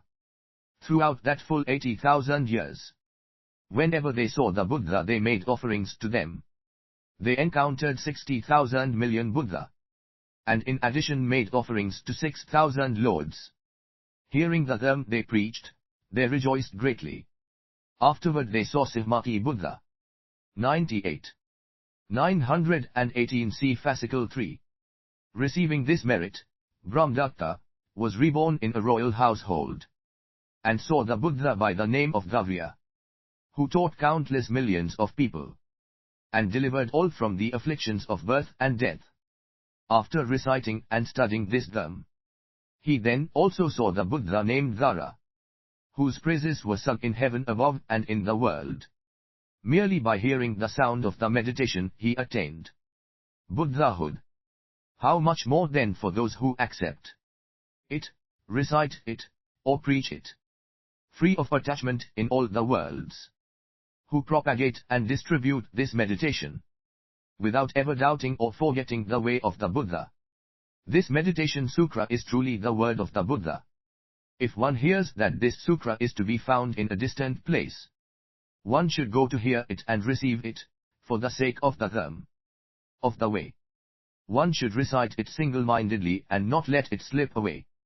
Even if people go in search of it but do not get to hear it, their merit and blessings will be inexhaustible. No one could assess their virtue and righteousness, much less that of those who do hear it and take it up. Any who aspire to this meditation should recall Brahmadatta of old, teach and uphold it and never turn back. This is what a monk who obtains the sutra should do. 99. Chapter 15. Satyanma Buddha. The Buddha said, long ago in the past there was another Buddha by the name of Satyanma, a Tathagata, a Hak, perfectly awakened one. At that time, there was a monk by the name of Varuya. After the parinirvana of that Buddha, the monk was in possession of this meditation. I was then a king of the Kshatriya caste, and in a dream I heard about this meditation. On waking I went in search of the monk who possessed this meditation, and forthwith became an ascetic under him. I wished to hear this meditation just once under this monk. I served this teacher for 36,000 years, but because of the frequent occurrence of acts of mra, I did not once succeed in hearing it. The Buddha said to the monks, nuns, laymen, and laywomen, therefore I say to you, you should quickly accept this meditation and do not forget it. Serve your teacher well and take up this meditation. Whether it takes 1 eon or 100 eons or 1,000 eons, do not become lazy. You should master this meditation at once. Look after your good teacher and do not forsake him. Present the teacher with food and drink, with goods, clothes, a bed and bedding, and with 1,000 myriad precious gems. Make offerings to the teacher without begrudging anything. If you have nothing, you should go and beg for food and offer it to the teacher. You should master this meditation at once and never tire of it. The Buddha said, setting aside these offerings, which are simply not worth mentioning, you should always cut off your own flesh and offer it to the good teacher. You should never begrudge him your person, much less anything else. 101. 919 are the Pratyutpanna Samadhi Sutra. You should serve the good teacher just as a slave serves his master. Those who seek this meditation should know this. Having mastered this meditation, they should hold fast to it and always be grateful to their teachers. The Buddha said, this meditation is difficult to meet with. Even if one were to seek this meditation for 100 million eons, wishing only to hear its name, one might not be able to hear it, much less study it or teach it to others. In turn, if one filled with precious gems as many Buddha feels as there are grains of sand on the banks of the Ganges and made a gift of them, wouldn't the blessings from this be considerable? Yet it would not compare with copying this meditation or preserving the volumes of the Sutra, the blessings of which would be extensive beyond computation. The Buddha then recited the following verses. I myself remember how, in a past age, for years whose number reached a full 60,000, I always followed a teacher of them, without forsaking him. Yet from the first I did not succeed in hearing this meditation. There was a Buddha whose name was Satyanma, who then knew a monk called Varuya. After the nirvana of that Buddha, Lord of the world, the monk always kept this meditation. Then I was a king, of princely stock. In a dream I heard of this meditation. The monk Varuya has this sutra. You, O king, should accept this mental concentration from him. When I awoke from the dream I went in search of him, and straightway met the monk who held the meditation. I then cut off my hair and beard, became an ascetic, and studied for 8,000 years in order to be able to hear it. Just one time. 102 Fascicle 3. For years whose number reached a full 80,000, I made offerings to and served this monk. At the time conditions due to acts of mra frequently arose, and from the first I never once heard it. Therefore, monks and nuns, men and women of pure faith, I commit this sutradharma to you. When you hear this meditation, quickly take it up. Always honor the teacher who practices and keeps this dharma unremittingly for an entire eon. For the sake of the way, do not regard 1,000 million years as a hardship. You shall succeed in hearing this dharma, this meditation. Robes and beds by the millions, and food that the monk begs from house to house. Make offerings of these to the teacher of dharma. If you make such efforts, you will master the meditation. Whatever lamps, food, and drink you may obtain, gold, silver, and precious gems, offer them all. If you would cut off your own flesh to make an offering of it, how much more so should you offer food and drink? When an intelligent person obtains the dharma, he quickly takes it up. He accepts and studies the sutra volumes repeatedly. This meditation is difficult to find. For millions and billions of eons you should constantly seek it. Wherever you circulate, listen to this dharma. You should disclose it widely to students. Even if for 1,000 million billion eons one were to look for this meditation, it is difficult to hear. 103 The Pratyutpanna Samadhi Sutra.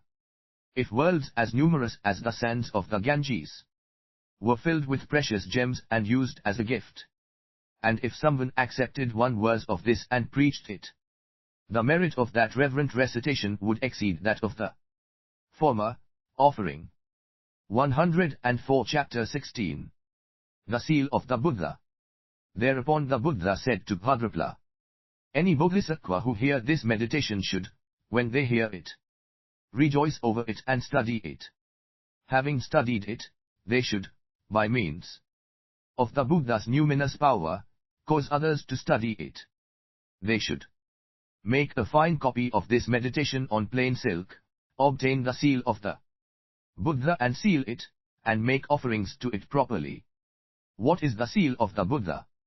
It is, namely, that which cannot act, is without craving, without desires, without conceptual thoughts, without attachment, without aspirations, without rebirth, without preferences, birthless, non-existent, non-grasping, non-caring, non-abiding, unobstructed, non-existent, unbound, exhausted of what exists, exhausted of desires, not produced from anywhere, imperishable, indestructible, ineradicable, the sense of the way, and the root of the way. As to this seal, the Arhat and the Pratyeka Buddha cannot destroy it, cannot ruin it, and cannot impair it.